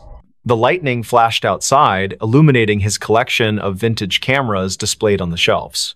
His fingers paused on a particular picture, a group of friends gathered at Boston Common, smiling faces frozen in time. But as another bolt of lightning illuminated the room, he could have sworn one of the faces in the photograph moved, just for a moment. Just enough to make his heart skip a beat. The frame fell from his hands, shattering on the hardwood floor. Andrew found himself drawn to the old cemetery at the top of Copp's Hill. The wrought iron gates creaked open before him, though he was certain he hadn't touched them. The gravestones stood like silent sentinels, their weathered inscriptions barely visible in the dim light. As he walked between the rows, the whispers grew louder, more distinct. They weren't words exactly, more like fragments of memories or thoughts that didn't belong to him. A cold droplet of rain hit his cheek, followed by another. The storm was getting closer, the thunder growing more insistent, yet he couldn't bring himself to leave. Madison's phone rang suddenly, making her jump. The caller ID showed a number she didn't recognize, but something compelled her to answer. "Hello?" she said, her voice barely above a whisper. There was no response, only the sound of breathing, slow, deliberate, measured breaths that seemed to echo in her ear. The connection remained open, the breathing continuing without variation. She wanted to hang up, but her fingers wouldn't move. Outside, the wind picked up, rattling the windows and sending a chill through the room despite the summer heat. James had gathered the broken pieces of the photograph frame and was attempting to reconstruct it when he noticed something odd. The image inside had changed. Where once there had been 6 smiling faces, now there were 7. The new face wasn't clear, just a blur of features that seemed to shift when he tried to focus on them. The room temperature dropped suddenly, and his breath came out in visible puffs. From somewhere deep within the walls, he heard a soft scraping sound, like fingernails dragging across wood, getting closer with each passing moment. The rain began to fall in earnest now, drumming against rooftops and streaming down window panes throughout the city. Andrew found himself standing before a particular gravestone, its inscription worn almost smooth by time.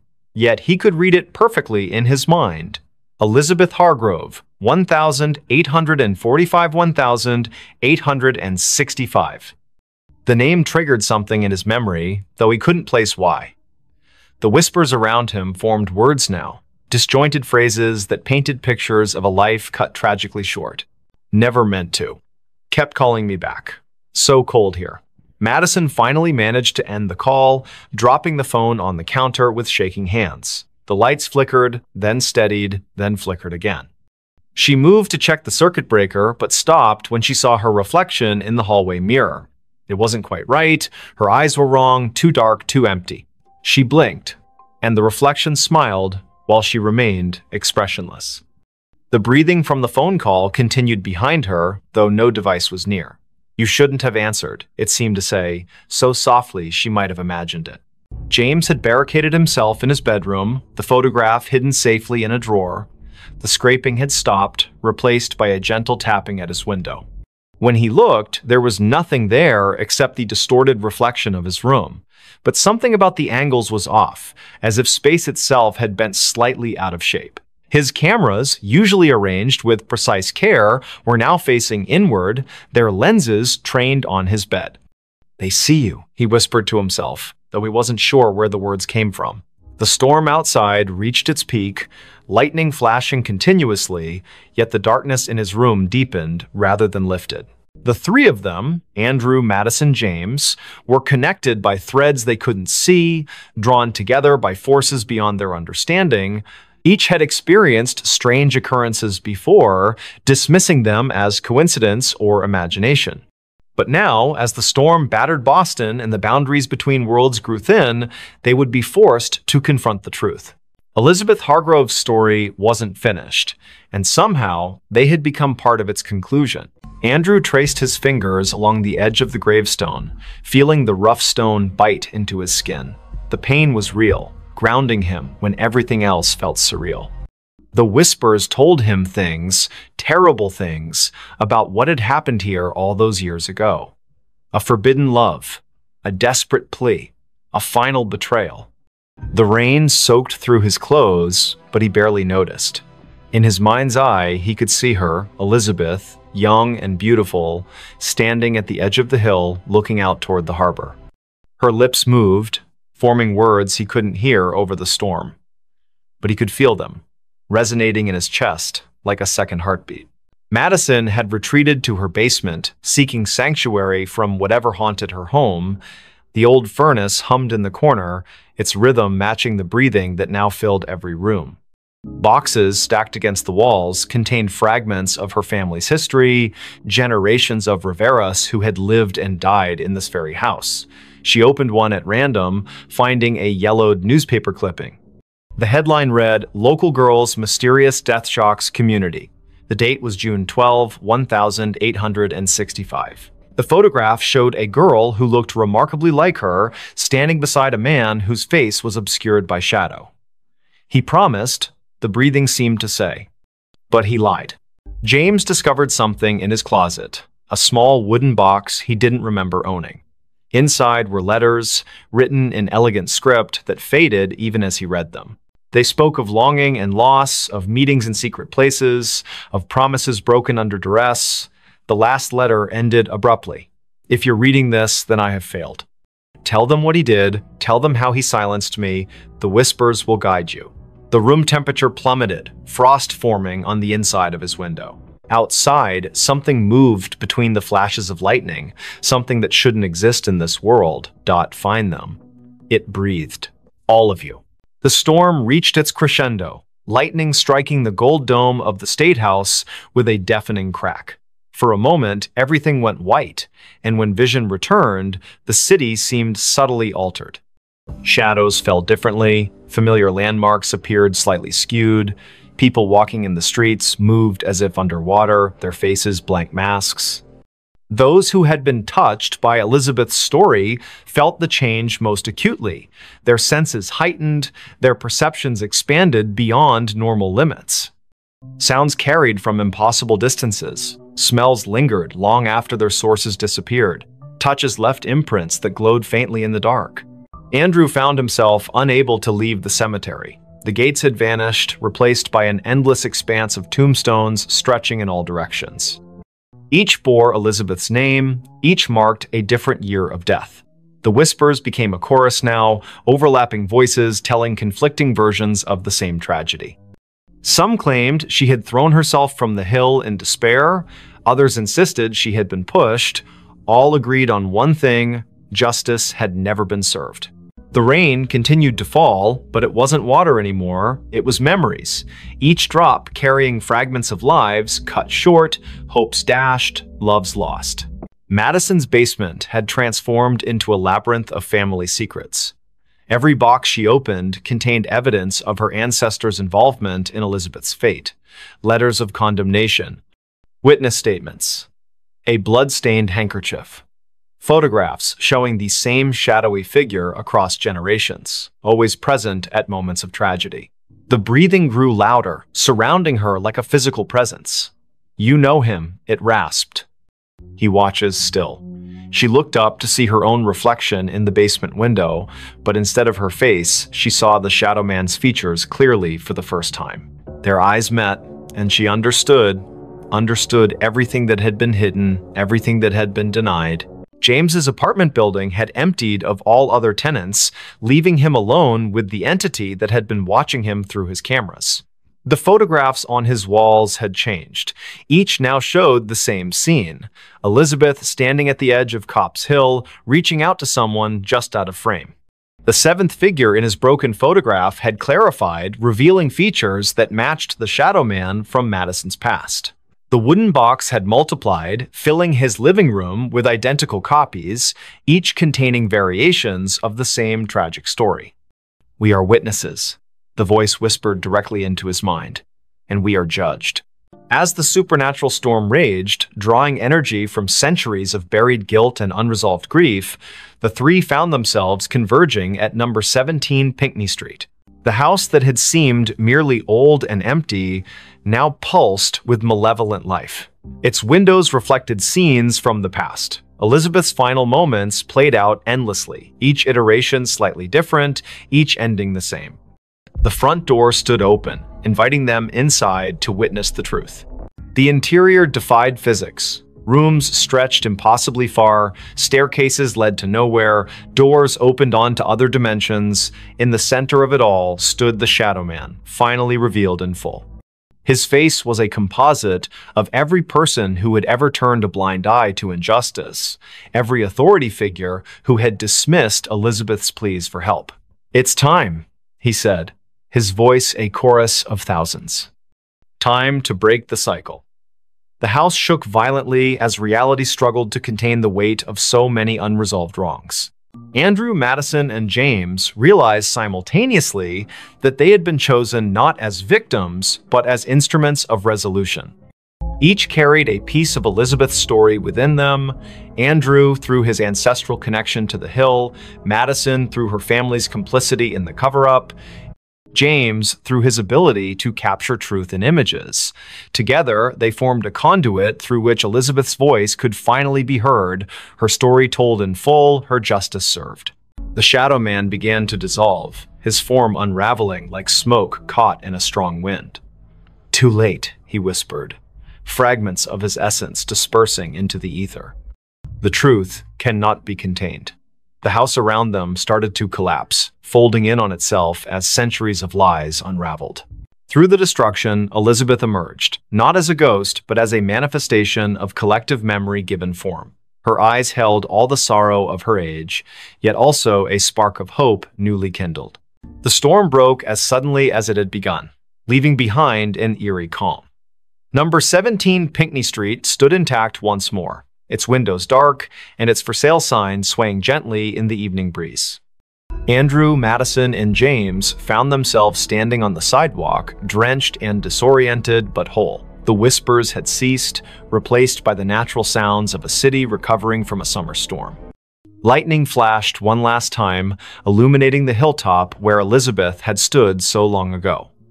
For a brief moment, they thought they saw her silhouette against the darkening sky, her hand raised in farewell. Life in Boston returned to normal, though those who had been touched by the supernatural events carried their experiences like scars, invisible to others, but ever present in their minds. Andrew devoted himself to preserving local history, ensuring that stories like Elizabeth's would never be forgotten again. Madison worked to uncover other buried truths in her family's past, determined to break cycles of silence and denial. James continued taking photographs, but now his lens sought to capture not just images, but essences, the intangible elements that made people who they were. On quiet summer evenings, when storms gathered over the city and the wind whispered through the ancient trees, some claimed they could still hear Elizabeth's voice. Not demanding vengeance, not seeking pity, simply reminding those who would listen that truth has a way of emerging, no matter how deeply it is buried. And sometimes, when passing number 17 Pinckney Street, particularly sensitive souls might catch a glimpse of movement in an upper window or feel a gentle touch on their shoulder, accompanied by the softest of whispers, "Thank you." The story of Elizabeth Hargrove became legend in certain circles, a cautionary tale about the dangers of ignoring injustice and the power of collective memory.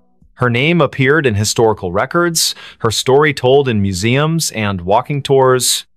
Yet those who had truly known her, Andrew, Madison, James, understood that her presence lingered not in these official accounts, but in the spaces between them.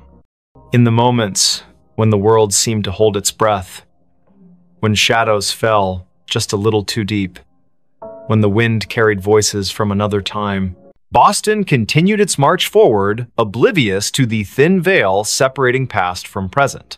Summer storms still rolled in from the Atlantic, lightning still illuminated the gold dome of the State House. Children still played in the shadow of Copp's Hill, unaware of the tragedy that had unfolded there so long ago. But somewhere, in the fabric of the city itself, Elizabeth's story continued to resonate. A reminder that some truths refuse to be silenced. Some voices continue to breathe long after their bodies have turned to dust. And on nights when the moon hung low over Beacon Hill, casting long shadows across the cobblestone streets, those who listened closely might hear it, the whisper that breathed, carrying fragments of a life reclaimed, echoes of justice finally served. Reminders that even in death, truth finds a way to speak through those willing to listen. Screams in the warehouse at night. The winter air in Savannah carried an unusual chill, even for Georgia. The cicadas buzzed incessantly through the humid night as Amelia Thompson tightened her scarf around her neck. She had taken the security job at the old warehouse on the outskirts of town, mostly out of desperation. The building stood like a monolith against the dark sky, its weathered brick walls telling stories of better days when it was part of the thriving port district. Liam Allen, her partner for the night shift, leaned against their patrol car while chewing absent-mindedly on a toothpick. "Third week, and you're still jumpy," he said with a smirk that didn't quite reach his eyes. His attempt at casual conversation couldn't mask the tension in his voice. They both knew something wasn't right about this place. Every night brought new sounds from within the warehouse's walls, sounds that shouldn't exist in an empty building. As they approached the main entrance, Amelia noticed the padlock looked different somehow. The scratches around the hasp seemed fresh, though she could have sworn she'd checked it thoroughly just hours before. Liam must have seen her hesitation because he placed a hand on her shoulder. "Probably just kids messing around again," he said, but his words lacked conviction. Last week, they'd found graffiti inside that definitely hadn't been there during their previous rounds. The heavy metal door groaned in protest as Liam pushed it open. The smell hit them immediately, damp concrete mixed with something metallic that made Amelia's stomach churn. Their flashlights cut through the darkness, revealing rows of empty pallets and dusty machinery. The air felt heavier inside, pressing against their lungs with each breath. Somewhere deep in the shadows, water dripped methodically. Drip, drip, drip. They started their usual patrol route, boots echoing ominously against the concrete floor. Amelia couldn't shake the feeling they were being watched. The security cameras mounted high on the walls provided little comfort. Their red lights blinked steadily, but she knew from experience how unreliable they were. Half of them were either broken or showed nothing but static-filled images on the monitor back at their station. "Did you hear that?" Amelia whispered suddenly, grabbing Liam's arm. A soft scraping sound had come from somewhere behind the rows of shelving units. It sounded like metal dragging across concrete. Slow, deliberate. Liam raised his flashlight, the beam trembling slightly despite his best efforts to keep it steady. "Probably just rats," he muttered, though neither of them believed it. The sound came again, closer this time. Closer. Their radios crackled to life without warning, making them both jump. Static filled their ears for several seconds before a distorted voice broke through. "Help me." The transmission ended abruptly, leaving only silence in its wake. Amelia and Liam exchanged a worried glance. That section of the frequency belonged to local emergency services, not their security channel. They should never have received that transmission here. The temperature seemed to drop several degrees as they continued deeper into the warehouse. Their breath formed visible clouds in the beam of their flashlights. Something moved in the corner of Amelia's vision. A shadow too large to be a rat, darting between support columns. When she turned to look directly at it, there was nothing there. Just empty space and more shadows that seemed to stretch longer than they should. Liam stopped suddenly, causing Amelia to bump into him. He was staring at something on the floor ahead. At first glance, it looked like oil stains, but as they moved closer, the metallic smell became overwhelming. Blood. Fresh blood leading toward one of the loading docks. The trail glistened wetly in their flashlight beams, ending abruptly at the edge of a large pool that hadn't been there during their last pass through this area. Neither of them spoke as they followed the path, their footsteps careful and measured. The loading dock area proved even colder than the rest of the warehouse. Condensation formed on every surface, dripping steadily from the ceiling beams. What appeared to be claw marks scored deeply into the concrete floor, radiating outward from the blood pool like some terrible flower blooming in reverse. Amelia's radio crackled again. This time with no discernible words, just a rising and falling electronic whine that set her teeth on edge. She fumbled to turn it off, but found the volume control unresponsive. Something heavy shifted in the darkness above them. The sound of movement came from the catwalks high overhead, accompanied by a low, guttural growl that reverberated through the metal structure. Liam's flashlight beam swept upward, catching glimpses of movement too fast to track properly. Whatever it was up there moved with unnatural speed, darting between support beams with impossible agility. The growling grew louder and closer. Amelia's training screamed at her to retreat, to get away from whatever was hunting them in the dark. But something else held her rooted to the spot, a primal curiosity mixed with terror that froze her muscles. The blood pool began to bubble softly, tiny crimson bubbles forming and popping with sickening sounds. From the corner of her eye, she saw shapes moving in the darkness beyond the loading dock doors. Too many shapes to count. The attack came without warning. One moment they were scanning the catwalks, and the next, Liam was gone. His flashlight clattered to the ground, rolling away into the shadows. Amelia heard his muffled scream cut short as something massive dragged him upward into the darkness. Her own scream caught in her throat as she backed away, tripping over her own feet in her haste to escape.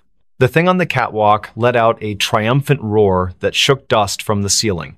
She scrambled backward, her flashlight beam dancing wildly across the warehouse floor. More figures emerged from the shadows now, surrounding her. They moved with jerky, unnatural motions, their forms humanoid but wrong somehow, too tall, too thin, their limbs bending at impossible angles. The largest figure, presumably what had taken Liam, dropped down from the catwalk with a deafening crash. Its eyes glowed faintly in the darkness, fixing on her with predatory intelligence. The cicadas outside had grown louder, their buzzing almost deafening now. Amelia realized with growing horror that their pattern matched the rhythm of the creature's movements. Each step it took toward her synchronized perfectly with the insect's chorus. The other figures began to circle her, closing in from all sides. Their breathing sounded wet and labored, like liquid being forced through cloth. She pressed herself against a stack of pallets, searching desperately for an escape route. A sudden noise from the office area caught everyone's attention, the distinctive sound of someone trying to force open a window. The creatures hesitated, their heads snapping toward the disturbance with unsettling speed. Amelia seized her chance, diving between two of the smaller figures and sprinting toward the main entrance. Behind her, she heard snarls of frustration as the creatures debated whether to pursue her or investigate the new intruder. Her radio crackled to life again, this time with perfect clarity. "Run!" a woman's voice shouted urgently. "Get out while you still can." The transmission cut off abruptly, replaced by more static. Amelia didn't question it. She poured everything she had left into reaching the exit. As she burst through the heavy metal door, the cold night air hit her like a slap. The cicadas fell silent all at once, creating an eerie void where their buzzing had been moments before. Standing by their patrol car was a young woman, probably in her early 20s, dressed in tattered clothes and bleeding from multiple wounds. Her eyes widened when she saw Amelia emerge from the warehouse. "You shouldn't be here," she whispered hoarsely. "None of us should be here." Before Amelia could respond, the girl collapsed to her knees, pointing weakly back toward the building. "They're coming." True to her warning, the warehouse doors slammed shut with enough force to rattle the entire structure. The windows on the upper floors began to glow with an unnatural light, pulsing in time with the now returning cicada chorus. Shadows moved behind the glass in ways that defied physics, stretching and contorting until they seemed to press against the very fabric of reality. Amelia helped the mysterious girl to her feet, noticing for the first time these strange symbols carved into her arms. "We need to move," the girl insisted, pulling Amelia toward the car. "They'll be spreading soon. They always do after a feeding." Her words sent chills down Amelia's spine, not least because she realized dawn was still hours away. The temperature continued to drop, frost forming on nearby surfaces despite the humid air. The warehouse seemed to pulse with malevolent energy, its walls expanding and contracting like living tissue. As they reached the patrol car, Amelia risked one last look back. Dozens of glowing eyes stared out from the warehouse windows, watching them with obvious hunger. Something massive moved behind the glass, its silhouette too large to be contained within the building's walls. The girl shoved her into the passenger seat, taking the wheel herself with surprising strength. "Don't look back," she warned as she started the engine. "Whatever you do, don't look back until we're out of Savannah." The drive through the city streets felt surreal. Streetlights flickered erratically as they passed, and the few people still out at this hour seemed to be walking in slow motion, their faces blank and expressionless. The girl Spiel, who introduced herself only as Rachel, kept checking the rearview mirror obsessively, muttering about spread patterns and infestation zones. Amelia wanted to ask questions, but found herself unable to form coherent thoughts, let alone words. They reached the city limits just as the first hints of dawn began to lighten the horizon. Rachel visibly relaxed, though she maintained their speed well above the legal limit. "You got lucky tonight," she said finally. "Most people don't make it out of there alive, especially not after hearing the screams." Amelia opened her mouth to ask what she meant, but Rachel cut her off. "Don't worry about it now. Just know that you've been marked. They'll be watching for you, watching and waiting." The cicadas began their morning song as they left Savannah behind, their buzzing gradually fading into silence. Amelia stared at her reflection in the side window, barely recognizing herself. Her face was pale and drawn, her eyes haunted by things she couldn't yet comprehend. In the distance, church bells began to ring, their tones carrying an unexpected sense of finality. Rachel gripped the steering wheel tighter, her knuckles white against the gathering daylight. Somewhere behind them, in the heart of Savannah's industrial district, the warehouse stood silent and still. Its walls bore fresh scratches and scorch marks that hadn't been there the night before. Inside, pools of blood slowly dried on the concrete floors, already beginning to attract flies. The security cameras remained offline, their lenses cracked and blackened. High above, on the catwalks, something waited patiently for nightfall. Something that remembered the taste of fear. Don't just watch in the dark, click subscribe, like, and join now. Before we begin, tell me, where are you listening from and what time is it there? The secret without a name. The cold was biting, and the silence of Anchorage's streets at 2 a.m. felt unnatural. Amelia Mitchell pulled her coat tighter around herself as she hurried down a dimly lit sidewalk. The snow crunched under her boots, each step echoing in the stillness like an unwelcome intrusion. She shouldn't have been out here this late, but something about the call from Sophia Miller had made her stomach churn, a desperate voice pleading for help before the line went dead. Amelia's breath came out in visible puffs, quickening with every second that passed. Her gloved hands tightened around the strap of her bag as she turned onto Sophia's street. It was eerily empty. The kind of emptiness that didn't feel right even for a place buried deep in winter. Streetlights flickered above, casting long shadows on the snow-covered ground. The houses here were mostly dark, their windows staring blankly into the night, except for one, a faint light glowed behind closed curtains at the end of the block. That must be it, she thought, her heart pounding harder now. Sophia lived alone, always insisting she liked the quiet solitude of Anchorage winters. But tonight, there was no answer when Amelia knocked on the door. She tried again, louder this time, her knuckles rapping against the wood with urgency. "Sophia? Are you there?" Only silence greeted her, broken only by the distant hum of power lines swaying in the wind. She reached for her phone to call again, but just as her thumb hovered over the screen, she heard it a faint creak from inside the house. It wasn't enough to dismiss as settling wood, it carried weight, purpose. Amelia hesitated, then pressed her ear closer to the door. Another sound followed, softer but unmistakable, shuffling footsteps, moving away from where she stood. "Sophia?" she called again, her voice trembling. No response. Just the oppressive silence pressing back against her words. Then, without warning, the doorknob began to turn slowly. So slowly, it seemed deliberate.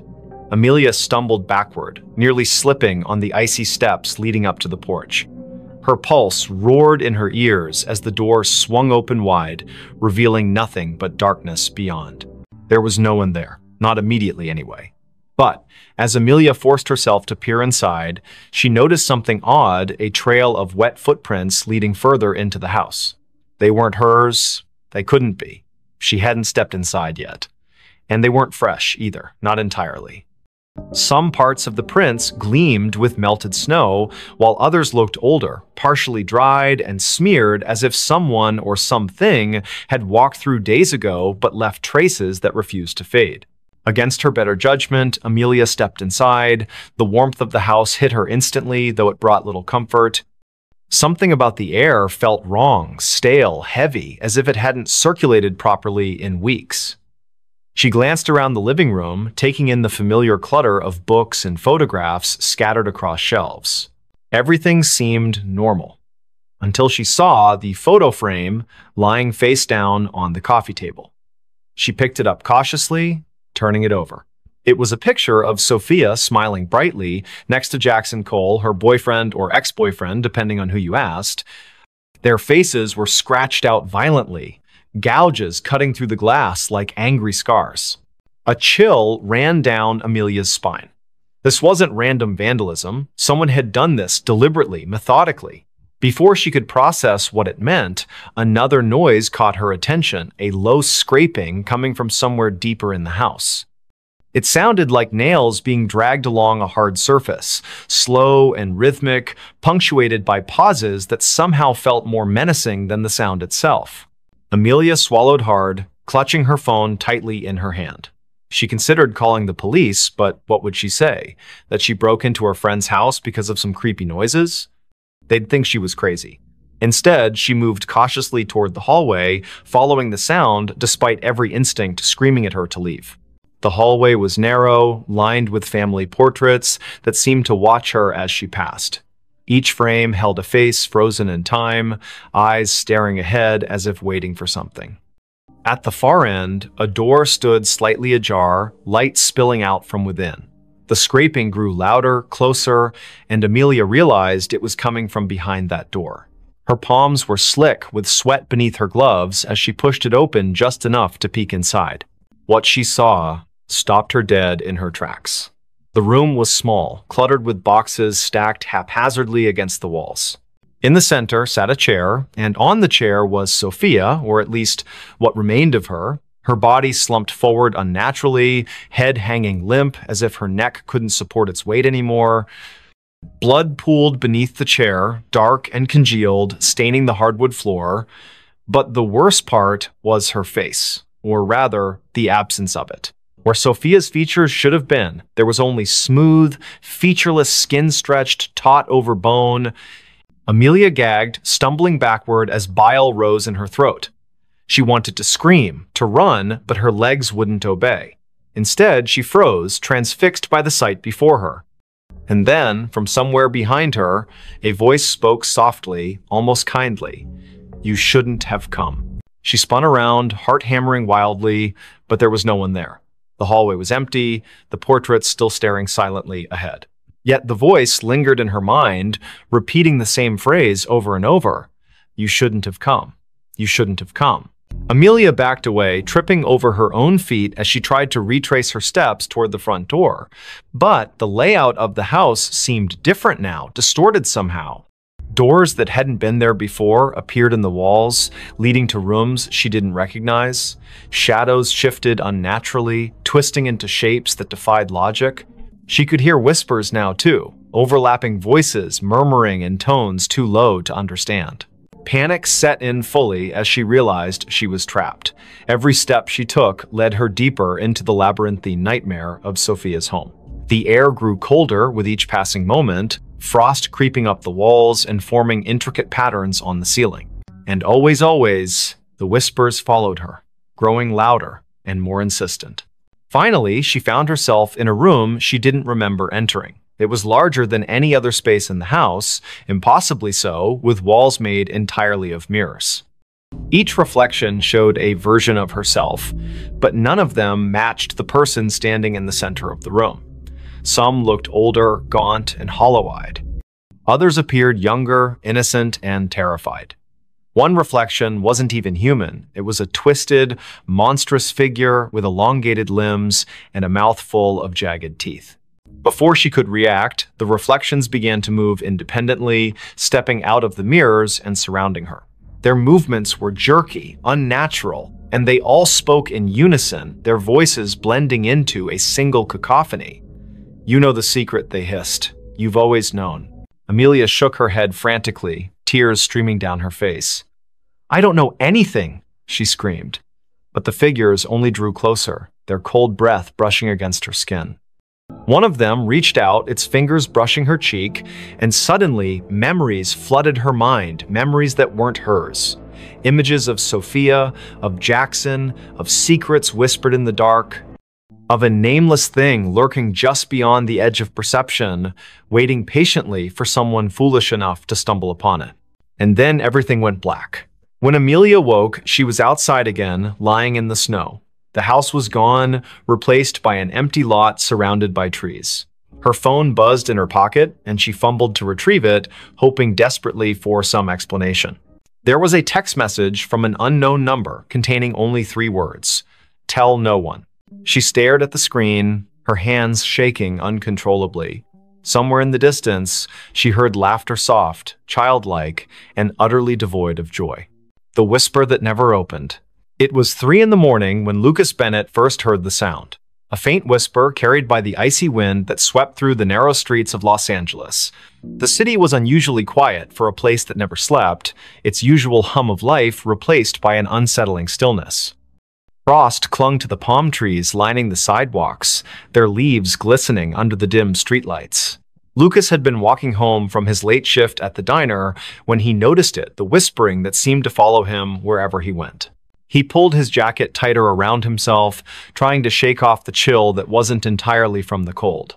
The whisper grew louder as he passed an alleyway between 2 old brick buildings. It sounded like words, but nothing coherent, just fragments of syllables that danced at the edge of understanding. His pace quickened, boots crunching against the frost-covered pavement. He told himself it was just the wind playing tricks on him. But deep down, he knew better. Olivia Turner lived in apartment 3B of the building where Lucas rented his studio. She had moved in 6 months ago, and they had exchanged polite greetings in the hallway occasionally. But tonight, when Lucas finally reached his floor,